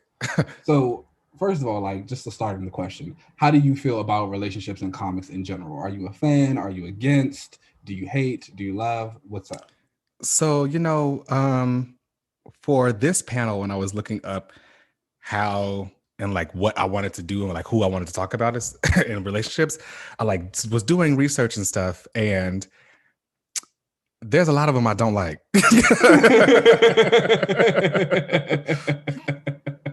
It took me a while to come up with a lot of relationships that I actually do like, but there were a lot of them that I did not really care for, Okay. or at Let's least do were a like kind of apathetic for. Okay, well let's do a top 5 of Yes. who you like. Yeah, I mean, So, but okay, but like overall, I do like relationships. I'm super corny. Like okay. I love love. I love all that corny shit that come with that. Like you know, I I act like a thug. But really I'm corny. But for real, I think that like in comic books, there have been some relationships that I think have been great and others to me that have Yeah. just been like such staples that they haven't really done a lot with them. And you and I have talked about this before, and I'm sure people have heard me talk about this on the podcast, but when it comes to relationships, you just showing the characters together isn't enough for me. Okay. If you just have them on a panel holding hands or they kissing or whatever, that's great. But Yeah. I think in order for me to really get into the relationship, then I need to actually see the relationship if you're going to Okay. make it a big part of the character and like their whole, background or whatever, or part of their story. If a part of their story is the relationship, then show me their relationship. Um, Okay. but a lot of them don't. So, it's funny that you say that. I actually had the opposite problem. I had Oh, like really? Okay. trouble narrowing down to like a final five because I realized that there were a lot of relationships that I did like. However, I did notice that a lot of the relationships on my list that I enjoy, it was very DC heavy. Oh, wow. Okay, And mine were more Marvel heavy. see, and so, that's interesting, especially with DC. It tends to kind of like keep their characters in their same little like relationship pockets. So it's like the relationships that I like in DC, where you say is you want them worked on and you want to see it. That's all you ever do with those characters because like they're not with anybody else. So it's like when you see them going through relationship issues, it's with that person. So with that, let's get into it. We'll do a little back and forth. So Okay, who's let's your do it. number? Who's your number five? Okay, so you know what? I didn't necessarily put these in any kind of order per Okay. se. Um, but I will save one for last though. So Okay. I'll just say one couple like romantic relationship that I actually really do enjoy is Philovel and Moondragon. I think Okay, that's a that good they one. are I think that they are a really complementary couple to each other. Not to say that every couple has to be, the night and day thing and they are opposites, the Yeah. whole opposites track thing, but I think that they really like support each other and Yeah. and love each other. I think that they are, and not only are they both like great together, they're great separately as well. They're both, Hmm. you know, intimidating badass bitches on their own. Right. And they don't need their relationship to uplift each other. Um but they really really care about each other and Yeah. whenever they're kind of shown together they really feel it. And when they were really kind of starting to get together during the whole Annihilation era of Marvel Yeah. Comics, they felt like this really less organic couple. These two Yeah. girls, they just happen to fall in love with each other. Okay. Um, How about you? Give me another I couple. love that. I love that you started with the LGBTQIA plus you know because mine are Midnighter and Apollo. oh, okay, wow, so they are on my list as Yeah. well. Oh, okay, yeah. Yeah. Midnight and Apollo. If anybody's never read Warren Ellis's Authority or Steve Orlando's Midnighter series or his Midnight and Apollo miniseries, I highly recommend you go pick them up. They're really great. They kind of have a similar thing dynamic to what you were saying with Phil and Moondragon, where they're great together, but they're also really great separately. I think Orlando's series really highlighted that it shows Midnight and Apollo are kind of like destined to be together. They both know it. They're gonna it's nobody else. But at the same time, they are still able to kind of go and do their own thing I love for that. I like thought brief that periods of miniseries was time. really, really good. Yeah, and like they Both can of go them. be separate for a little bit, and like they know they need their time apart, but they both know who you coming home to, or like who you going to end up with at the end of the day. So Yeah. they're really great, and it's consistent. Like, and the way they respect and treat each other, it is just dope. They got married. It's fantastic. I love them. I love them. They were the next couple I was actually going to bring up when we got back Okay. to me. So I will pretty much echo all of your sentiments about them. I love Midnighter and Apollo, and between the two of them, I like Apollo more than Midnighter. See, I like. See, I was about to say, I'm a big Midnighter fan anyway. Like Midnighter is one of like Of my course. favorite characters. I mean, are we really surprised between the two of us? Not at all. No, not at all. I like Apollo more than Midnighter. I think that he's really dope character. Um, I I wish that we got to see more of them because kind of like what you say that they are kind of always destined to be together. Yeah, I wish that we got to see more of them and more of their relationship and stuff. I don't know if there's any kind of yeah, like legal issues with them on like rights and stuff. I know that they were, like you said, a part of the Authority, but that's now all a part of DC. So I don't know what's going yeah. on They with had them. like a Warren Ellis did like another little Wildstorm series, that had That's kind of right. all of those authority characters, but Midnight and Apollo were actually reimagined, so they were like black guys in this universe. Oh, Well, absolutely. Yes. yeah, right. Midnighter was black. Apollo was brown. Like I can't Okay. guarantee that he was black, but he was definitely a brown guy. But Midnighter was black, so that was pretty cool. And I was like, yeah, this is what I'm talking about. But and in the main universe, there is the Midnighter like backup that's happening for Future State. So Right.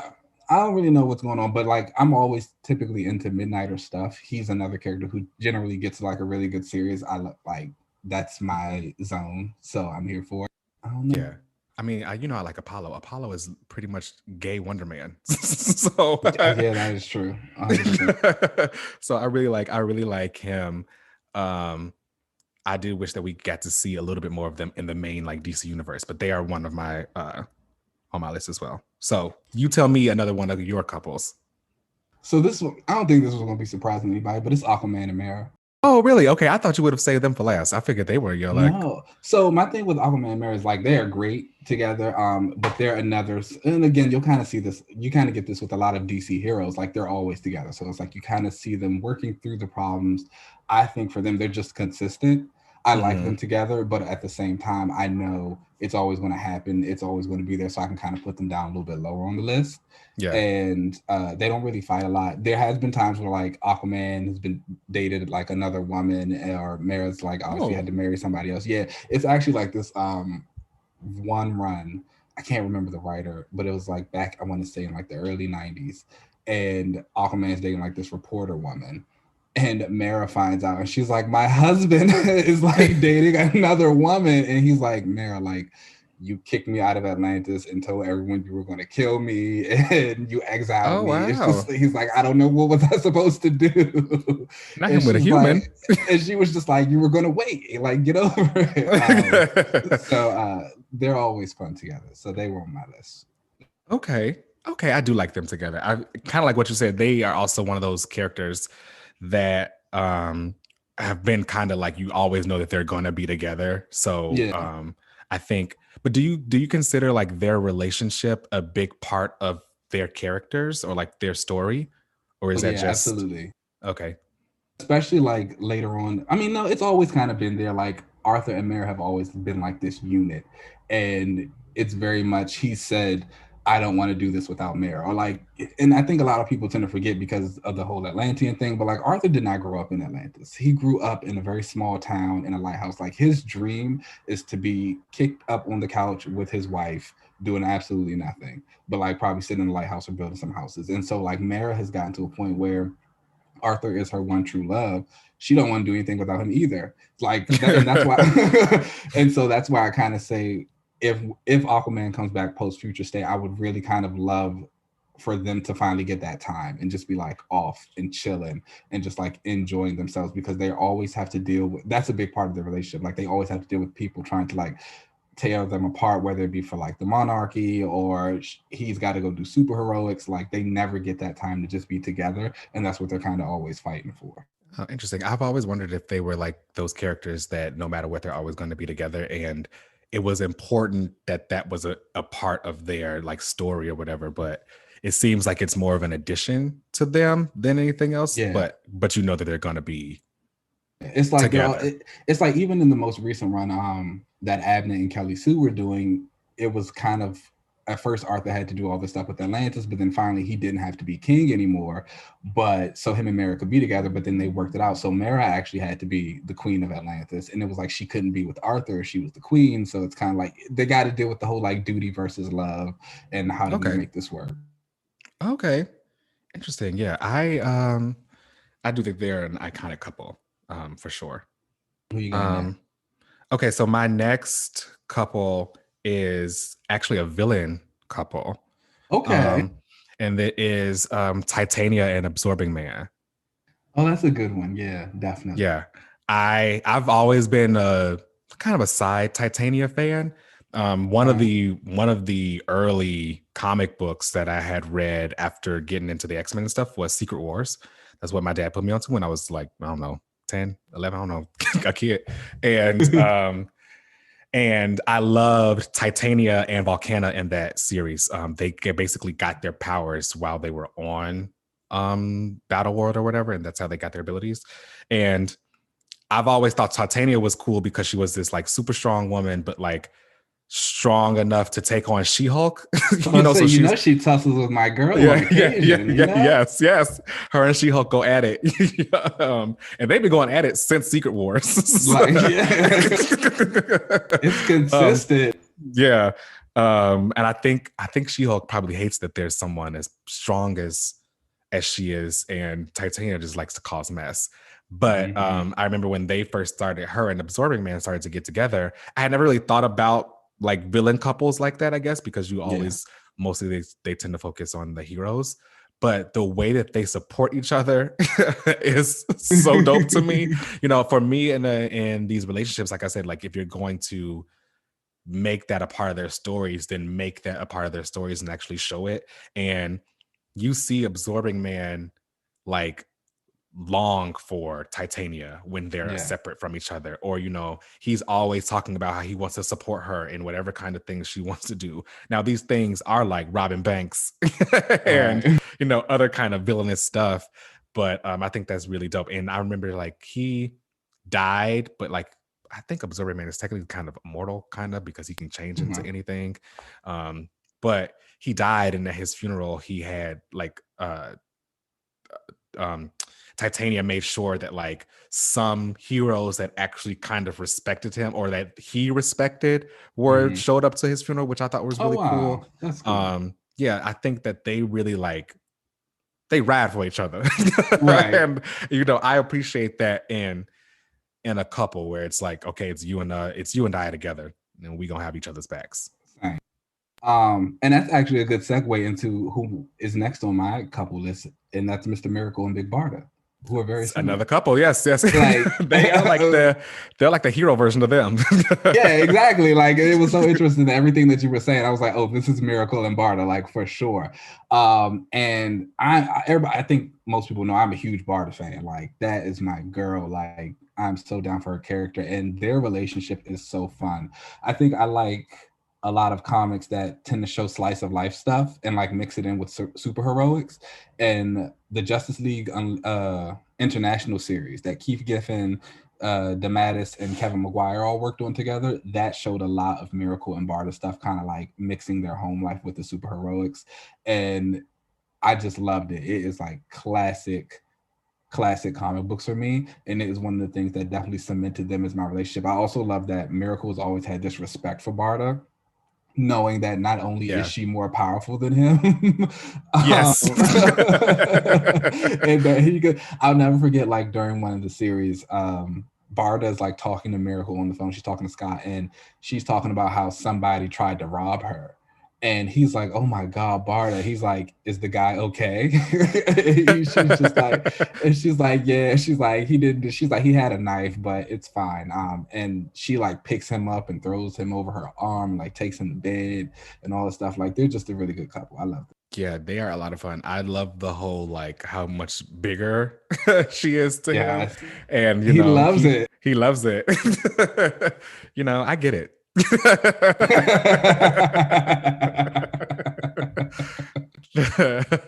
Trust me, I get it. And I love their whole dynamic, and how much she will not let you talk about her man, her little man. Okay, and she's got the power to put you in her place. So I think the Mr. Miracle series that Tom King did had some good Barda Scott stuff too. I think that I need to read that. It was good. It was good. I feel like he's been doing a lot of those really fun like short stories, or like 12-issue books for characters that I really need to get around and read in. Okay, so my next couple, I wonder if it's going to shock you, and because they are street heroes. Okay, you love the street heroes. We gonna stop these lies.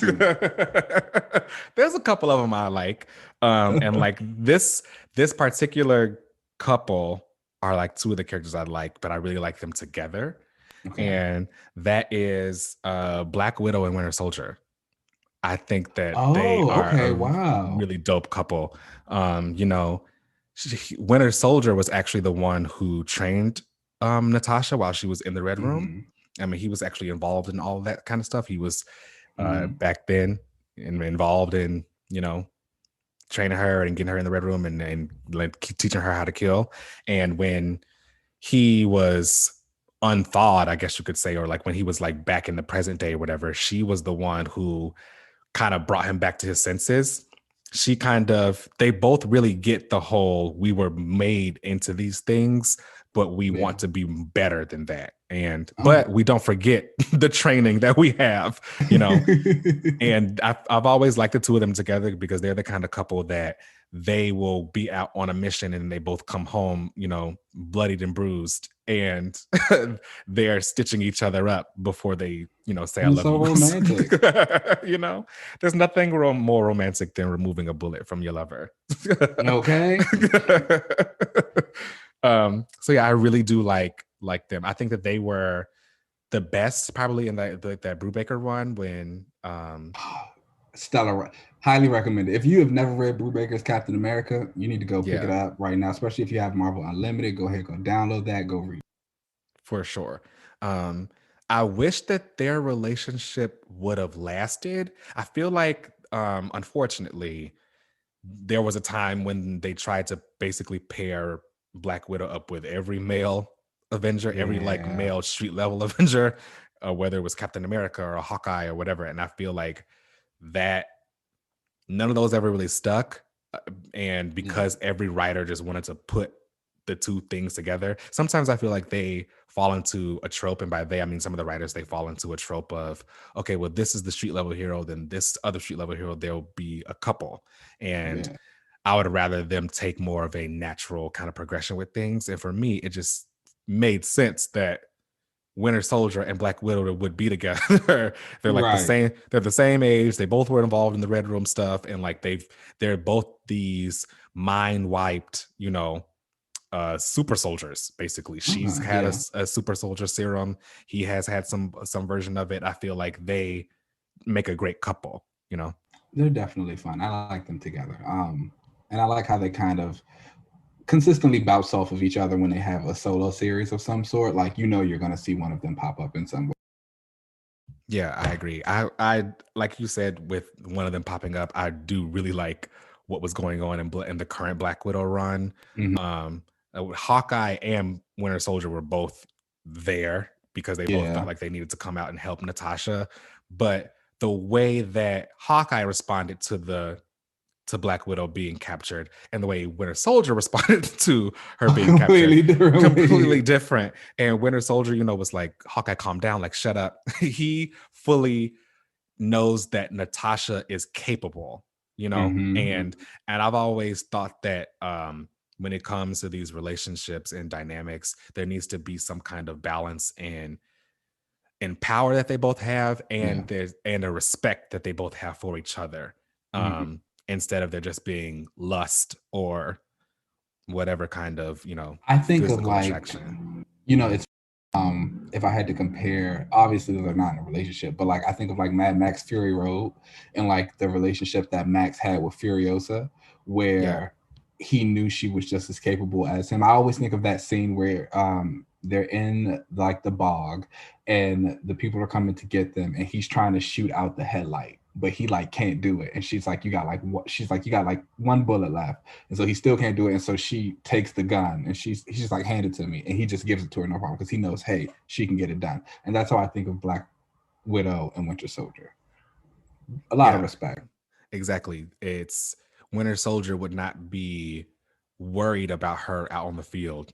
If anything, he's hoping that when he falls, she's gonna be there to like kind of catch him and help him out. I think that they both have a deep respect for each other, and they both kick ass. So I like the two of them together. I think you might be annoyed by my next one. Oh Lord. Oh. I wonder who this could be. Scott and Emma. Oh my. Really? Yeah. Really? I love Scott and Emma together. Like, gross. I love it. Like, I just feel like they really bring out the best in each other, you know? And I feel like I don't know. I feel like she sees him for like who he really is, and he sees her for who she really is, and they're just like, yeah, I love that. And it's just like, it does nothing for me. They are just so good together. Like, I think about the relationship through Whedon's Astonishing. I think about that moment in like Regenesis that they had. I do think Emma kind of like, you could say it.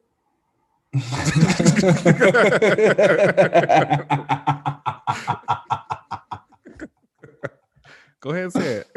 I don't.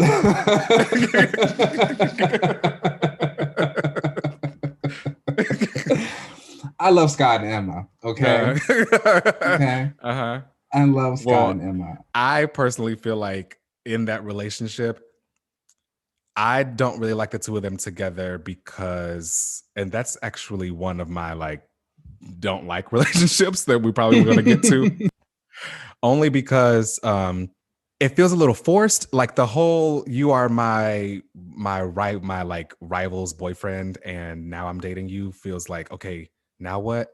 And like I said, I'm not the biggest Emma fan, so I don't necessarily know. But for me, it always felt like she got the short end of the stick because once they became a couple, she kind of became like Cyclops' girlfriend instead of being Emma Frost. You know So what I that mean? did happen with her, but I feel like a lot of writers also made a Matt Fraction will probably be the biggest one that jumps to mind, is to make sure that you knew that she was still Emma Frost despite being Cyclops' girlfriend. And they would have like certain things, to kind of reaffirm that she was the White Queen. I like Scott and Emma a lot because I feel like I said, they kind of bring out the best in each other and they really see each other for who they are. I think about even after Jean first died during the Morrison run, and again, Emma was they were like making out on Jean's grave and talking about like just live and like finally be free and like be open, stop being like the repressed like man that you were with that woman. I just think they're cool. They're hot. I'm into it. That's something, that's for sure. You know? I feel like they are I see what people mean by like they bring out the best in each other. I necessarily wouldn't use the word best. I think that they just see each other fully for what they are, not what they want the other person to be. Which is actually why Scott and Jean aren't on my list. Personally, um I think that Scott and Jean are better together than Scott and Emma because while Scott is with Emma, who is he always still thinking about? So that is one thing I will say that I hate. I do hate that they always gotta like remind you, like, okay, there's Miss Gray, the martyr, like she's still around. It's just, but I also don't like Jean with Cyclops. Like I feel like a lot of Jean's stories, especially like in her relationships, they kind of center around her being like the middle piece of Cyclops and Wolverine and having to do all that. And I know a lot of people were excited when they like finally showed Jean and Wolverine like shacking up in X-Force.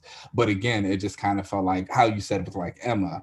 It's like, oh, you're just like my rival's girlfriend. And it's just like, I would love to see Jean go out and like find somebody else if she's going to be in a relationship, like see who else she can be without these two men who we've always known her with, who have these two idolized versions of her. My thing with Jean has always been, or Jean and her relationship with Scott has been, I like her with Scott more than Scott and Emma, but I'd rather her be with somebody else. However, I've recently had a real talk with myself on how I actually feel about Jean Grey. So, and we'll have to get into that on a different day. But I think that her relationship with Cyclops is something that is, I think, always going to be there. Kind of how we've been talking about some of these other characters before with like Aquaman and Mera and any of these characters like Midnighter and Apollo. I feel like at the end of the day, it's always going to be Scott and Jean. Like they always going to end up going back together. But for me, the reason why they aren't on my list of relationships that I actually do like, it's because we never really get to see the relationship. So just because they are together, that's kind of where the story stops. And I don't think that that's enough for me. Like, okay, they're together. Great. They're the high school couple who are still together and they always come back to each other. But what does that mean? Especially with everything that's happened between them, Madeline and Wolverine and Emma and all these other things that have gone on within their relationship. I feel like that's a dog. Yeah. and Jean is the dummy that stay. But I feel like they never dive into the like actual relationship. They just, oh, okay, Gene and Scott are back together, and everyone just kind of has to like, just the story moves forward. But if you're going to make their relationship such a big portion of who each character is, I'd rather you actually then dive in to the relationship and we actually see how it grows, how it doesn't grow, or whatever, you know. That's just for me. And I feel like we never even really got to see that with Scott and Emma. It was mostly them just like being badass and the opposites of each other, and then being like, oh my God, you get me. But like, I think we actually saw a little bit of it. I think we saw the majority of. No, I'm not gonna say the majority of it. I think we saw some of it in Whedon's Astonishing. Like I think about the time where they were kind of like in the when Scott first revealed to Emma that he was like in love with her, and then after AVX when they thought was that AVX? Excuse me, Dark Reign. Oh yeah, where she had like the thing in her head or something. The dark no, that was IVX. No, didn't she have like a dark void or something in her head that she like? After like the century thing, yeah, there was a lot of stuff that happened. There was a lot going on in it. This is what I was talking about when she had the Dark X-Men and they thought like she betrayed the team, and she was like a part of the cabal or whatever, right? Yeah, but like then it came to show that like her and Scott had actually like talked about this and worked it out, and like it was just like an open conversation. I like him again. Who else do you like? Okay. You know, it's not too many of them that I actually do like. Okay, so my last one, the actual couple that I do like, I think it's gonna annoy you. I don't care. And it is Susan Storm and Reed Richards. Oh, what? Absolutely. How? Because they have everything that I just talked about as far as relationships go, and their relationship actually being shown in what they go through. They like hate each other though. No, they have a deep like love for each other. I know you don't read Fantastic Four, and they've been caught up in a trope of I feel like you know how we've talked about nostalgia and stuff before where things get caught in a loop. Their loop has always been, okay, well, we know that he's really smart and can be neglectful of her, and she is the housewife or whatever, and she's wanting to spend time with her husband. But the entire like Roy Thomas and Jerry Conway era where they were actually like going through things, and you see their relationship grow, and you see him and you see Reed taking Sue out on dates and him being like, no, I don't have time to do X, Y, and Z. I'm actually going to go hang out with my wife or whatever. And, or you see them having fights on what to do with their children because they have different views as far as them being explorers, but them also being parents. The thing with them is when they debuted, they were already together. So we didn't see the courtship that they could have had or whatever. They're introduced already as like a long-term couple, like they've already been together or whatever. I think actually they first were introduced as fiancés. I think they were already like engaged. And then they got married much later. But yeah, for me, their relationship is great because it's not cliche and this cookie cutter thing of, oh my gosh, we were together when we were, you know, in our 20s, and now we've got kids and we've just happy peace or whatever. You see that they are both individual people. Sue Storm is extremely like about whatever she wants to do. No one can really stop her on what she wants to do. If she wants to do it, she's gonna go do it. You know, and I think people talk about the neglect and stuff from Reed Richards that she may have experienced, but anytime I've ever read anything with them, they're fighting. No one ever talks about the fact that she like divorced him and like she left. Like there were a time, this was around the time when I think it was actually before Franklin was born. And he was being like neglectful and not really paying too much attention to her. Actually, no, I take that back. Franklin was around and he wasn't paying too much attention to her. He was focusing too much. And when they were out on missions, Reed would also treat her like the mother of his child instead of his peer. And, you know, he would like jump in front of stuff to stop her from getting blasted, or whenever there was something that they all had to do, he would say, Sue, can you like be on watch duty or something or whatever, like you don't have to get into this. And she was like, no, I'm the most powerful member of this team. I can take care of myself. And I feel like in previous, or more, I should say more current runs, where they kind of tap into that whole like nostalgia trope for them, they would show something like that, and then she wouldn't be able to show her side of it and how she feels. It would just be, okay, well, she got over it by the end of the issue because, oh my gosh, they love each other and that's it. But during those 70s and 80s kind of runs, she was like, no, the iconic she era. left him, the iconic era. She left him. She, hit up her side piece Namor, and Hey, everybody's side piece. I think so, and stayed over there for a little bit. And while she kind of figured out her own headspace, and I remember reading that and thinking, damn, this is probably going to fix by the end of the issue. Like, she's probably going to be like, oh, I missed you or whatever, I come back. But that lasted for like a while. Okay. There wasn't like, I think in the book, like several months had went by, like Christmas and all that stuff had kind of gone by. And I was like, wow, they are actually like really showing the trials and tribulations of their relationship. And so for me, when it comes to comic book relationships that I actually love, I appreciate the ones like that show me what it is. Because in a relationship is two people who are completely two separate people becoming a unit together. That's not always going to work. And that's not always going to be something that, everybody gets along and it's all rainbows and sunshine. Sometimes there are problems, sometimes you don't end up being together anymore, or or sometimes you work through it, but I'd rather you actually show me how y'all work through it. Okay, I can respect that. Yeah. My number one is a newer one that I've more recently realized about, and it's Blue Marvel and Spectrum. They also almost made my list, but I felt fake added them to it because I haven't finished Ultimates yet. But I feel like that's quality. A couple I should stand. I feel like that's something I should absolutely quality. And I go back and read a lot of my E-Wing comics a lot.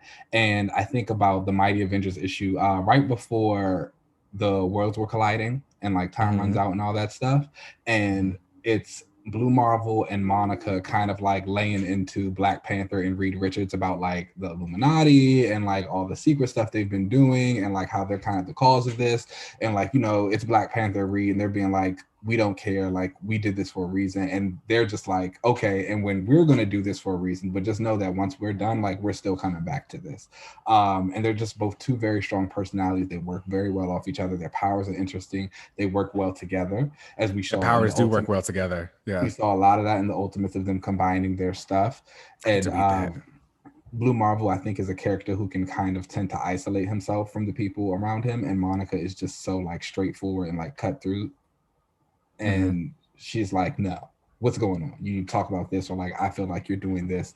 And it just feels very real and authentic. And even the way they've like, that's how Sue is with Reed. It's like, yeah, hey, I think I said it to you once. I was like, it's the Reed and Sue that you want to read about. They are very much similar in that. And like, it's the very uber smart guy. And the girl who is like just as smart, but they are actually real. So like, they're like way more down to earth, and it's like, no, let's cut the shit. Like, what is really going on here? Exactly. And so I just really love them. And I think a lot of what you were saying, like you saw with the Reed and Sue back in the day, I would love to see like more of Monica and Blue Marvel kind of like going on some dates and like doing some things that have fun, because he got kids, so it's like he needs to get out the house. See, and I think that would be a relationship worth exploring, and not just them being this like, oh, you just put the Black characters together and let's plaster them together everywhere and show that, look at this like Black couple. I think that you could show them having some weight to their relationship or whatever, like you just said, he got kids. So like, I don't think that we've ever really seen a couple where someone is dating someone who already got kids, and like that whole dynamic. Yeah, You know what I because mean? it's like their mom is dead, so it's like how are they going to feel about Monica and like coming in with the dad, especially the dad they already don't have like the greatest relationship with. Exactly. And I think that there is a lot that could be explored there. Because there could be a whole, is he into her, or does he want to study her because of her Yeah, abilities, or does she like him, or is she just like, looking for for right. somebody A that's fun super time. powerful, a good time. So I think that they could really have a lot of weight to it. They, like I said, they Yeah. almost made my list, because I think that that's a couple I would actually really, really love. I haven't gotten around to reading finishing the Ultimates yet. Would really love someone like, again, I know Ewing like They secretly both need wants a to write solo. that Blue Marvel book, and like Yeah. if he gets it, he got to add Monica in there. And I know a lot of Monica definitely could do some fun in the book too. I think that, and you know what? She's also like kind of immortal in a way. Like, can she really die? Because she's energy, and he can She got live a for a lot of long powers, time. child. I think, yeah, I feel like maybe immortal is not the right word, but like, I feel like that could actually be a great couple. Nice pick. What's a what's it like to date you, LZ? To date me? Yes. Oh man. I don't know. I laugh a lot.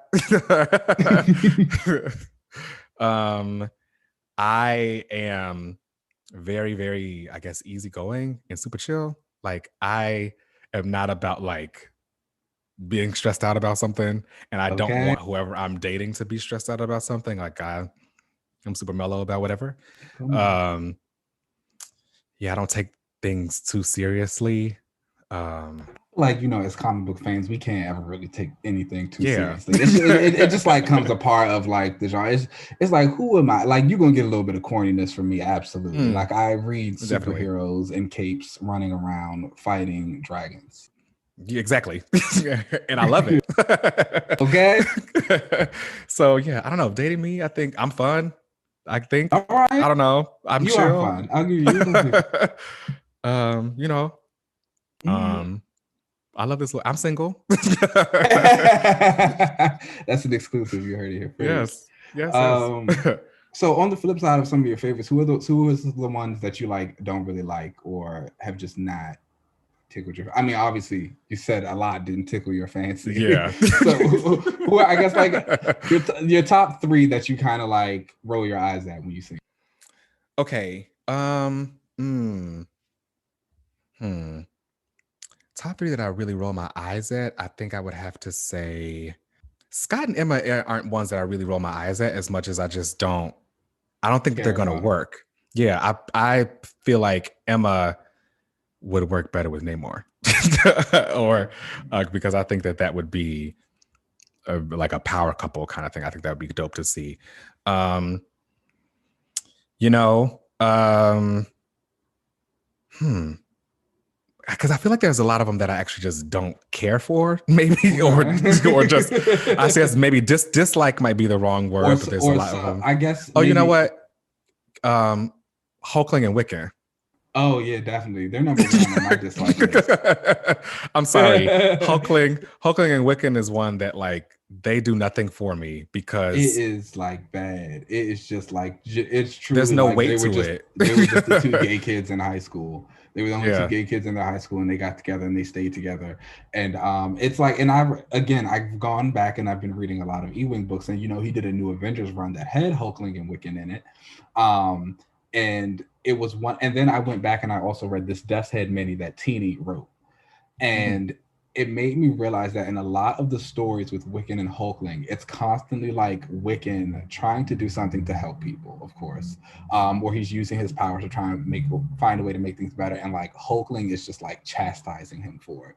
It's a lot of Hulkling constantly telling him like, just don't do this, like don't do anything, Holding him like back. Yeah. holding him back. It's never like okay, well, let's try to embrace this and figure out a different way for you to do it, or like let's find a way for you to have control. It's basically like just cut yourself off from this completely. It's even a part in like the Death's Head mini where Kate Bishop's also in it, and so like Kate and Hulkling are fighting these like things that make you see your biggest fear, and Hulkling's this Wiccan. And it's just like, oh wow, what? Why are you afraid of your man? Yeah, and like even Kate says it. Like Hulkling makes a mention to her. He's like, "Can you promise not to like tell Billy what you just saw?" She's like, "Oh, what? That he's your biggest fear? That you're scared of him?" And it's just like, no, like this is awful. Like this is like it's a little emotionally abusive. Because A little, a lot. because you know Wiccan like is a character again that has kind of like anxiety and depression, and he deals with these things. So it's like we see him dealing with the emotions of that, and a lot of that obviously revolves around Teddy, because that's the relationship he's in, and kind of feeling like he's not good enough for Teddy, or he's always going to do something wrong about it. And it's kind of like Teddy almost reinforcing it a little bit. And so I would just really love for them to be separate, but I know that they are the couple that Marvel, they're like a Reed and Sue at this point. I mean, even though you said like Sue like divorced Reed or whatever, that's not going to happen for them. They're going to be together for a while. See, that's why I wouldn't even say that they're like a Reed and Sue. They're more like a, I don't even know, because for me they don't have any kind of weight to their relationship. They're and at least, yeah, they're literally a Wiccan Hulkling. They are a Wiccan Hulkling. And I feel like the one time I actually started to see a little bit of their relationship that maybe I might have liked was when Loki kind of shook the table in Avengers Volume 2, Young Avengers Volume 2, and he came to Hulkling and was like, how do you know that your reality warping boyfriend isn't changing you into liking him, And I thought that could have been something that they could have really explored, and of like, are you really doing this? Am I really in love with you? Or did you make me fall in love with you? And I thought that could have been something that they really tapped in. Maybe sometimes he actually did erase his memories or something. Kind of like, do you remember in, I don't know, do you watch Young Justice? Oh yeah, absolutely. Do you remember when they had the whole Superboy and Miss Martian? And Miss Martian, and it was like they had why they broke up because like she tried to change his memories and stuff. I think that they could have done something like that with them. He actually did it instead of just like posing the question, and then it's like, no, of course I love you. It's like, no, exactly. like actually have him do it. Yeah. Like give me something, because this is just giving me a gay couple. It's part of my reason why, I know everyone has their opinions on whether or not Speed and Wiccan are mutants and whether or not they should be on Krakoa, but I would really love for Wiccan to be a mutant and be like on Krakoa, and like adding that layer to his character to kind of like find an agency of himself that does not involve Hulk, that is not involved impressing Hulkling. Or just being gay. Yeah. What's the couple that you aren't the biggest fan of? So I'm not a fan of Storm and Black Panther. Oh, that was my next one. Okay, well, then let's talk about it. So I have come to appreciate the relationship more for what it is. I think especially ever since Coates came over and took over Black Panther, he's kind of added the weight to the relationship that I don't think it ever had. I think obviously when Storm and Black Panther were put together, it was very much, these are just our two prominent Black characters. Yes. They're both from Africa. We're going to put them together. And the relationship was kind of nothing more than that. I think Coates has added to it and how they interact. However, I think he's kind of reaffirmed that it's almost like a toxic relationship. Yes. Because I mean, weren't there moments of Storm being like, coming to like his ex and being like, I know that you were there, but like, he's always gonna come back to me or something. Yeah, it's a very like woman to woman conversation or some shit. It's very toxic. It's very much like, I'll never forget, there was this one page of one of the issues where Storm basically is telling T'Challa, she's like, you always lie to me, you always manipulate me, you're like this horrible person, blah blah blah. She's like, but I'm always gonna be here by your side. And it's like, girl, what? Girl, excuse me. Absolutely not for a man. Okay, no. And a big part, and so that's a big thing about this relationship for me. It's like, I feel like Storm's character is diminished so much. And you can always kind of make the argument that like she loves this guy and like she kind of like does whatever because he changes her. But it's just like, when I think of Storm as a character, she is like this woman who thought she was a goddess. You are never going to see her kind of lower herself, no matter who that man is, no matter what he does. And for Black Panther, she kind of gets into this role of like, she's the girlfriend. And it's like, even when she is shown with these great moments of like power, or she's like crown the Hadara Yao, who's like supposed to be a real goddess, it's always more so in service to helping Black Panther or in helping him as the man. And like it has to and it's just like, no, it's just like that's not how it should be. I think about Peter Milligan when he was writing the X-Men. There was like an issue where they crossed over with Black Panther and she gets a call that the team needs her help, and Black Panther's like, no, tell them you're with me, tell them we're doing this and that, da, da, da, da. And she just looks at him, she's like, I'm on my way. And she leaves. And so I think of T'Challa, and T'Challa is a man who should never want Storm to diminish herself or like put herself as above. Like he should recognize that like she is above me, and like that is absolutely okay. I agree. And I just don't think that relationship will ever have that type of dynamic. Yeah, I saw that one art thing that somebody drew of Black Panther and Storm as Barack and Michelle at the most recent inauguration. And I was like, this does not work on so many levels. You know what's crazy? And you know what's crazy? I knew that was going to happen. When that picture like dropped on the net, I was looking at it. I was like, somebody's going to make this into Black Panther and Storm. And then sure enough.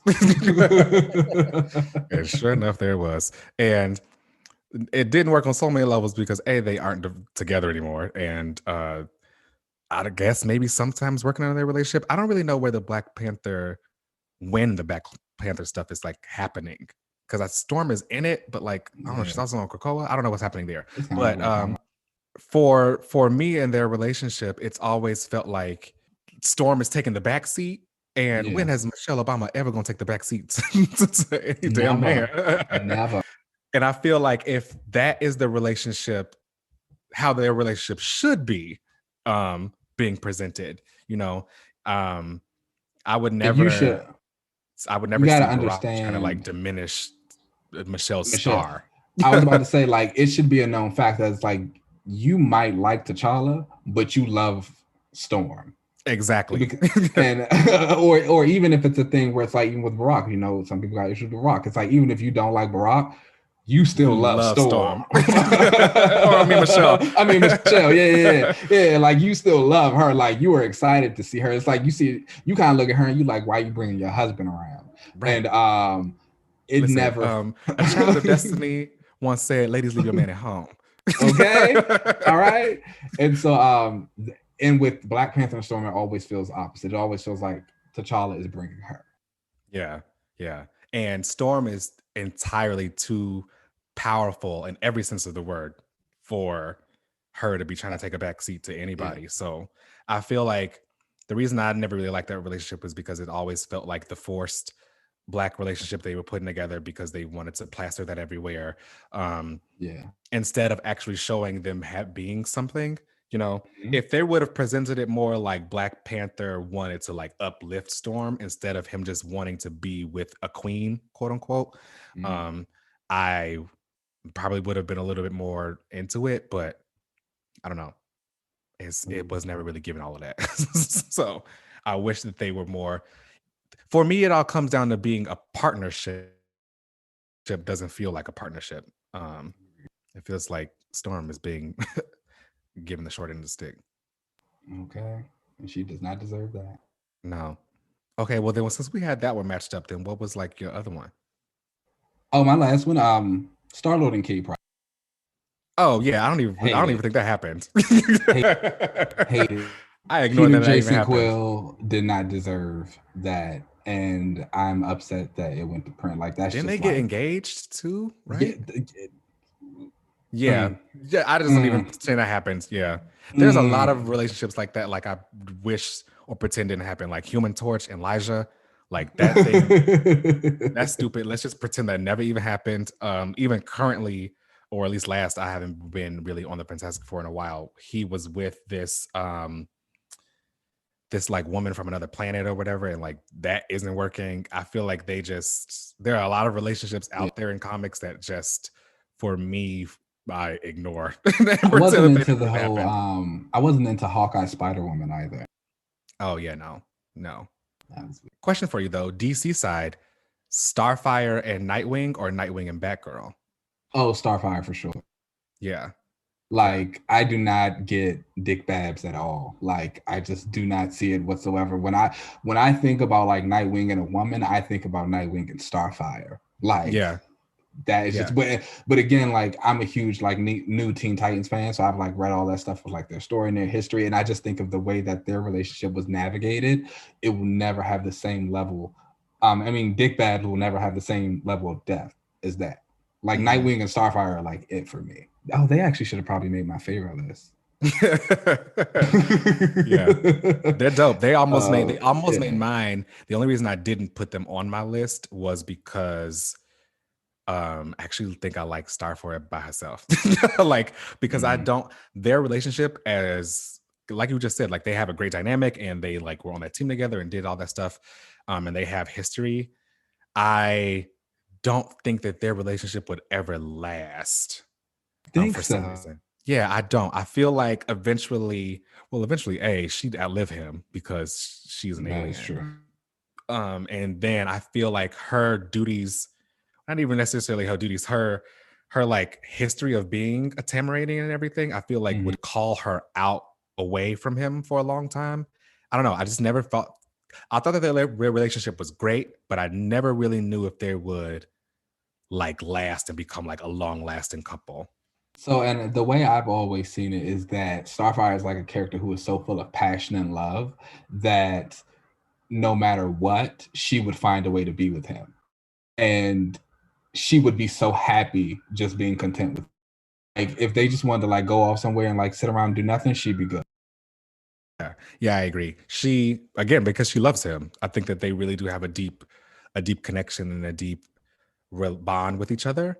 I don't know. I just always felt like she would like always outlive him, or something about their relationship would not have it like really go all the way to the end. I also love the alternate reality kids that they tend to get, where it's like the orange design with the black hair. It's like it always Yeah. looks good.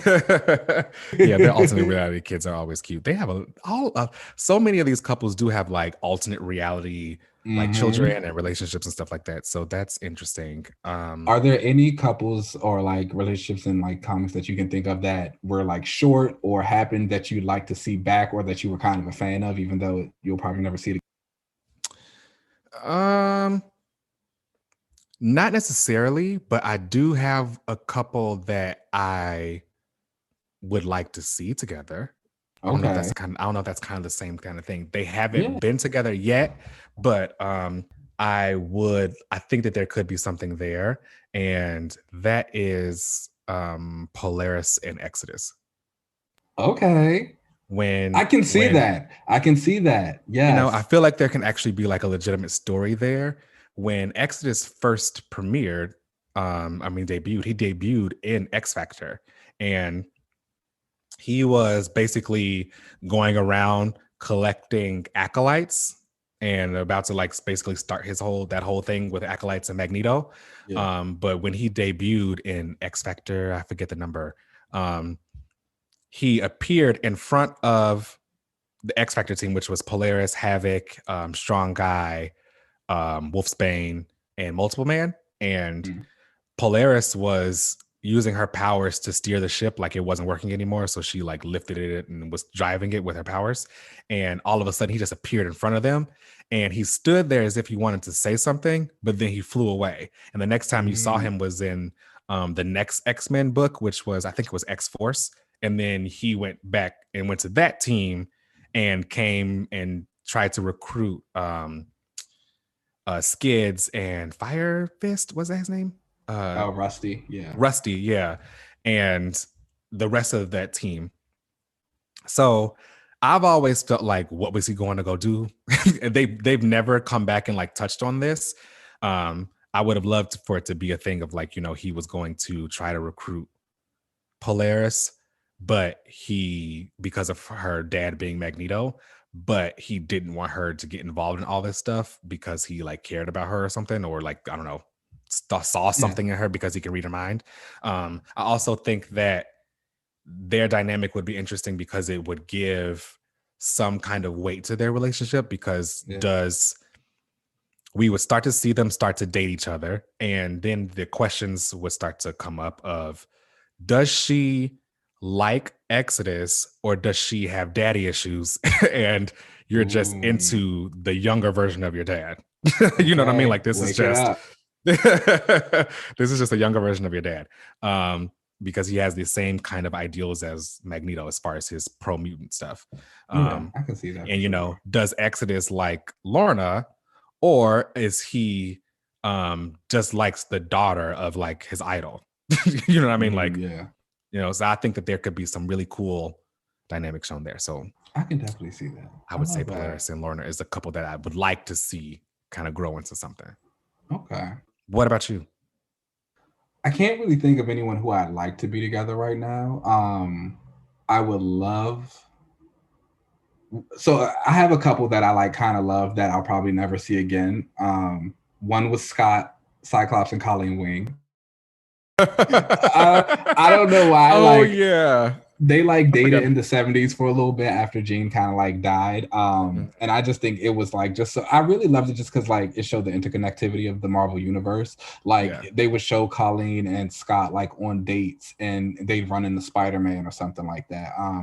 There was a lot of that stuff back then. I think about it, like you had the issues where like Storm went to go visit like where her dad was from and she ran into Luke Cage and Misty Knight yeah, and that stuff stuff was like cool. that. But Scott and Colleen was just like a fun little fling. They had a good time together, and I just always think it's so interesting that in the relationship there was an issue where he like took her to the train station and she gave him a gift and it was a key to her apartment, and she was like, stop by whenever you want, and then we like never saw them together again. Because probably Jean was back or something. Yeah, I'm pretty sure like Jean came back, but it's also just like so hilarious to me how like Scott just be loving and leaving these women. All right, he is a dog. Listen, He is a and dog. the girls be liking Scott. There must has to be something about Slim that they be liking. Because I It remember ain't on Betsy Slim. tried. She She she did. wanted to taste. We don't think about that anymore. I also really enjoyed Sam and Misty. Yeah, they were Falcon and fun. Misty Knight. That was like a really interesting, and it was just a fun take on both of them. One that I like the idea of it. I didn't like it when it happened. Is Moon Knight and Echo. Obviously, like those are two of my Oh, favorite okay. characters. Yeah. Bendis kind of made them a thing during his run, but it was also like the Bendis Moon Knight run, which is not good at all. But like, I would love to see that like in a different writer's hands because I think that would be pretty interesting. That's an interesting couple. I didn't know that they were ever an item. Yeah, it That'd be was. cool. I wouldn't recommend that run to anyone. But yeah, they were bumping it. Okay. Okay. I can get into that. I would love to see the two of them kind of get a little bit more. I'm sure once we get closer to what was she? Didn't they just announce Echo was going to be in She-Hulk? Right? Or She's going to be in Hawkeye. oh, Hawkeye, that's right. Yeah. Yeah, So I'm sure once we get closer to that, they might start to use her in the comics a little yeah. bit more. And Moon Knight Um. too, because I'm sure his stuff is coming too. Oh yeah. And the MCU's got some good stuff cooking. They got all my faves coming. I'm so excited. I'm Yeah, ready. they've got some really good stuff coming. Well, that was I just want to talk about, love. Valentine's Day, like I said, is coming up. Yes. You guys please tweet us and let us know some of your favorite relationships, who you like, why you like them. If you also are Schema or Gene, what do they call it? What do they call it? Jot. Jot? Jot? Yeah. hmm Or if you agree with Oh, me so good. and Reed and Sue, or if and how you feel about that, tweet me your stuff. I'm always loved hearing people's opinions on it. So All right, yeah, cool. Let's go ahead. Let's take a break, and then we'll come back for the relaunch. let's do it.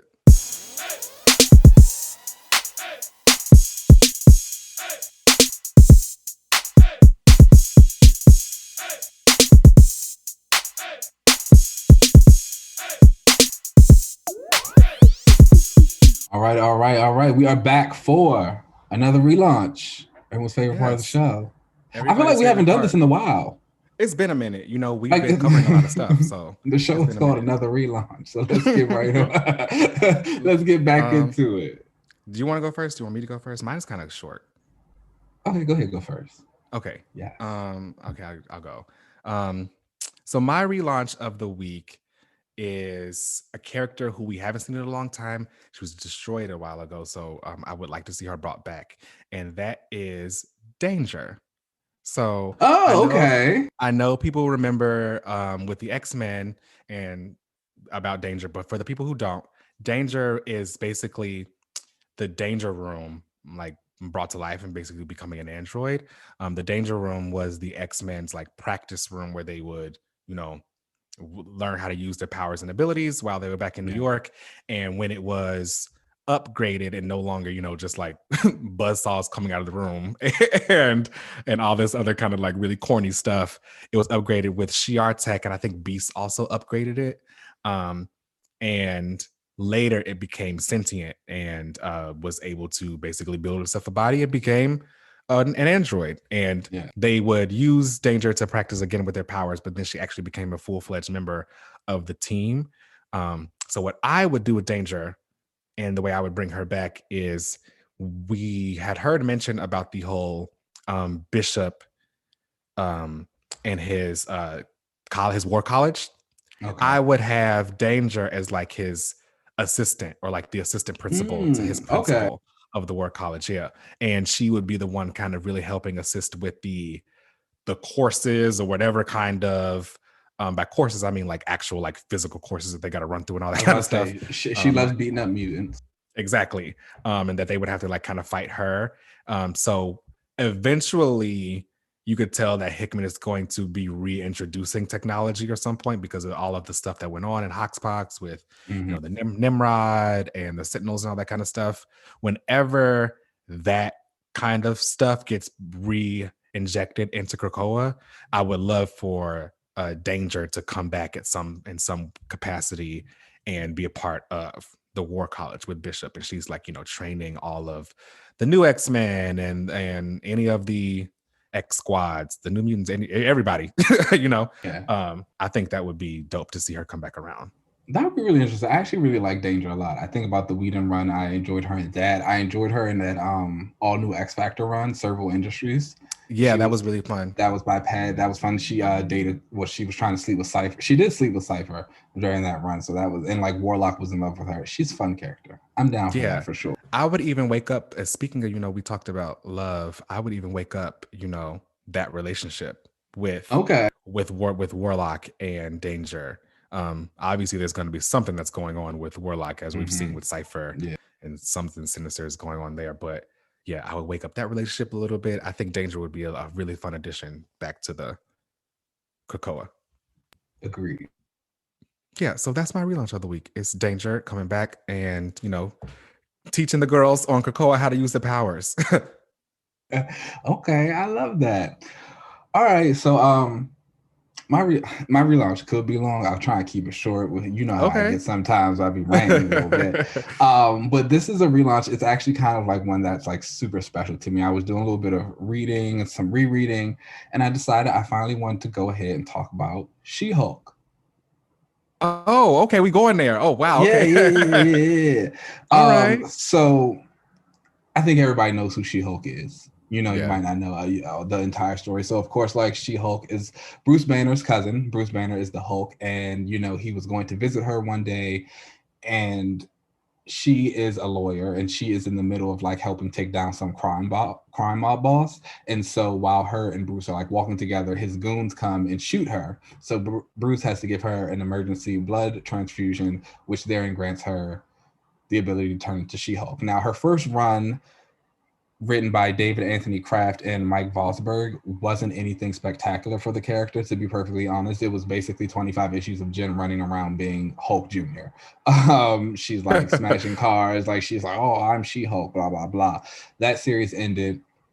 Then in 1989, we got the second series, which was the Sensational She-Hulk, written by John Byrne. And this was a complete, That's like an iconic run. I know that.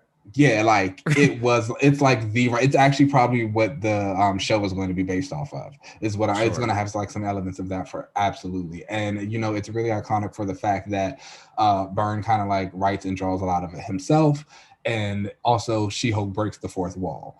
And this series was like ahead of its time in the sense that a lot of the female characters that had been around were just female derivatives of the male. And obviously She-Hulk is no different. She is She-Hulk. And this is the one that kind of finally made it so she was cemented into her own character. She was this woman who was just in complete control of her life. And whereas you had so many characters who, like the Hulk, when they had these other forms, they were like so upset by it. They were drawn into like depression and rage. She-Hulk, like Jen loved being She-Hulk. She stayed in that green form. Like she felt confident in it. She embraced it. She actually wanted to be that more than Jen. Sometimes you would actually have to get like a story of her having to reaffirm that she did love herself as Jen Walters just as much as she did as She-Hulk. Um, and it's just like it's funny. It's like very slice of life. You also get to deal with her kind of looking at a female character and just saying, again, like she's just empowering herself. You have I think we talk about when we talk about love, you have characters who get into these like relationships and they tend to turn into like just the girlfriend. She-Hulk was the flip side of that, where it's like she is very sex positive. Like my dog has sex all the time. Yes. Like it's actually like her big thing is that like she like enjoys sex, she sleeps around and she does it, and she does all the things that the male characters do. um you go on, she has like a couple of more great runs. Pat writes her for a little bit. It's honestly not that great. Byrne comes back. Dan Slott also has a pretty iconic run of She-Hulk where he kind of has her being a lawyer for superhuman law, and he introduces a lot of new supporting characters for her. She breaks the fourth wall in a different type of way in that run. So like in that series, basically there's an archive of like Marvel comics that have She-Hulk's adventures in it. And so like you can like she can like call back to like different things that have happened. So she'll like send some guy, she's like, oh, go dig in the archives, and he'll like, oh well, in this issue this and this person happened and did this, and so this is how we should try and handle it here. So that was really fun also. Charles Soule writes a run. I honestly didn't care too much for the art. It was by Javier Polito. He like the eyes were kind of weird, but that one was interesting in the fact that he kept the humor that She-Hulk has come to be known for, and he's actually a lawyer. So like yeah, I liked that. Yeah, yeah, like a lot of the cases she dealt with, like it felt very real. Then Civil War II happened. You know, that was I not know. good for a lot. That wasn't your girl was on my girl's side, championing her. That wasn't really great for her. She almost gets, well, she basically does get killed. She comes back, and we kind of deal with this series of her now as the Hulk, and it's a very different Jen than we're used to. It's one who's a lot more insecure, and she's kind of like dealing with these feelings. And don't get me wrong, like Jen's actually dealt with like insecurity a lot in her previous runs, even though a lot of them, like I said, she's very fun, she's very confident in herself. But you kind of got to go back to like her as Jen Walters, and then like you have the people in her life who always are seeing her as She-Hulk, but like there's there's an issue with her dad. And her dad is like, I miss my daughter. He's like, She-Hulk is great. She-Hulk is like strong. She's fantastic. He's like, but I miss Jennifer. But she was actually like stuck in the form at that time, so it didn't matter. And oh, that's so touching. Yeah, and it's like really like heartwarming moments like that. And again, that's why I'm like very excited for the series and for them to say it's like a sitcom. You know how WandaVision's been playing like kind of like the sitcoms of like the past. Yeah, I feel like She-Hulk could give off that vibe of like a 90s early 2000s type of sitcom. Like that's what the series would give, and that could be fun. Maybe, I don't know, I hope. And so in that series, she kind of like goes through these insecurities and this depression, and like she's gray, but she gets back to a decent point. And then we get Aaron's Avengers, which is like no. And I honestly think that's what like sent me on this rant that I was like, I need to do my relaunch for She-Hulk, because again, I was just reading the Avengers and like there's this ridiculous Phoenix story going on, and I'm like, why is one of my favorite characters stuck in this and nowhere else? Like at least with Thor, you still got like a Thor solo book, so it's like if you don't like him in Avengers, you could just go read that. It's like there's nowhere else for me to do She-Hulk. I wonder if that She-Hulk show is gonna give like Ally McBeal. I was thinking that. That would be cute. That would be really cute. That would be fun. That would be fun. Okay. So with all that in mind, it made me think I would really love a new She-Hulk series. And I would like to Yes. play on a lot of the elements that she's had from, being that confident woman, her breaking the fourth wall, her being this just like character who's kind of very open with her life that everybody kind of knows about. I think almost everyone knows that I love reality TV. Love some good trash TV. And so for this series, I would have like a production company basically approaching Jen to have a reality series of her dealing with like superhuman law and following her life. And her confessionals would actually be how she broke the fourth wall. So we like get these little moments of Oh. her, and then we'd have her supporting cast who would also have like their own confessional moments, but they wouldn't necessarily break the fourth wall. It would just be like obviously to give like their point of view on whatever's going on. But you have this like reality series of Jennifer. You still get to see her being a lawyer. We still get to see her out going and being an adventurer. I had half of a mind to make Titania a part of the cast. Ooh, I like her. You know what I'm saying? Because again, like Yes. they always go back and forth, and so I would kind of love to see them in a dynamic where they had to consistently be around each other. And I love a housewife feud, and like She-Hulk versus Titania, that's like good right there. It's like you got to Yes, go. that's good drama. Exactly. It'll actually be interesting. I think I told you she showed up in Immortal Hulk. She's a part of like Gamma Flight now. Oh, I didn't know Titania is. Yeah.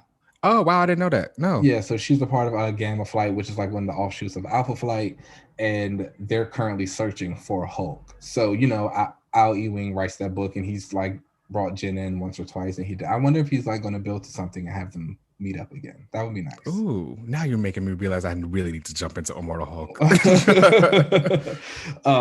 But yeah, so like that is my relaunch. I would like for her to be like this reality-based show where they're following her around. She's again, we still get to see her being this like confident woman dealing with like these superhuman cases of being a lawyer.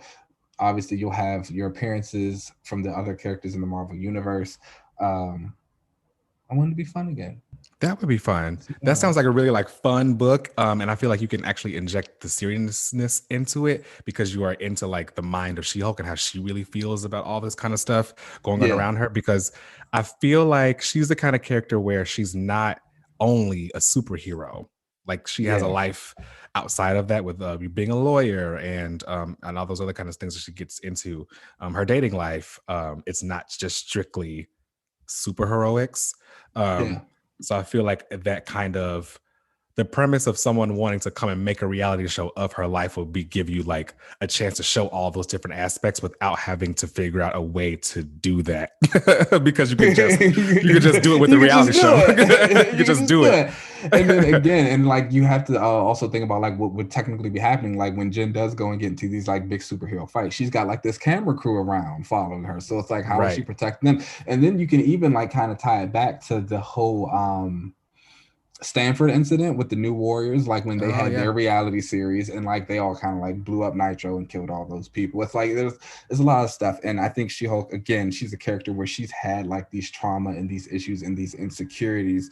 And a big part of that is like trying to find her way, like finding friends along the way to combat that and like really digging into her head. And like you said, what better way to do that than with the cameras and the reality?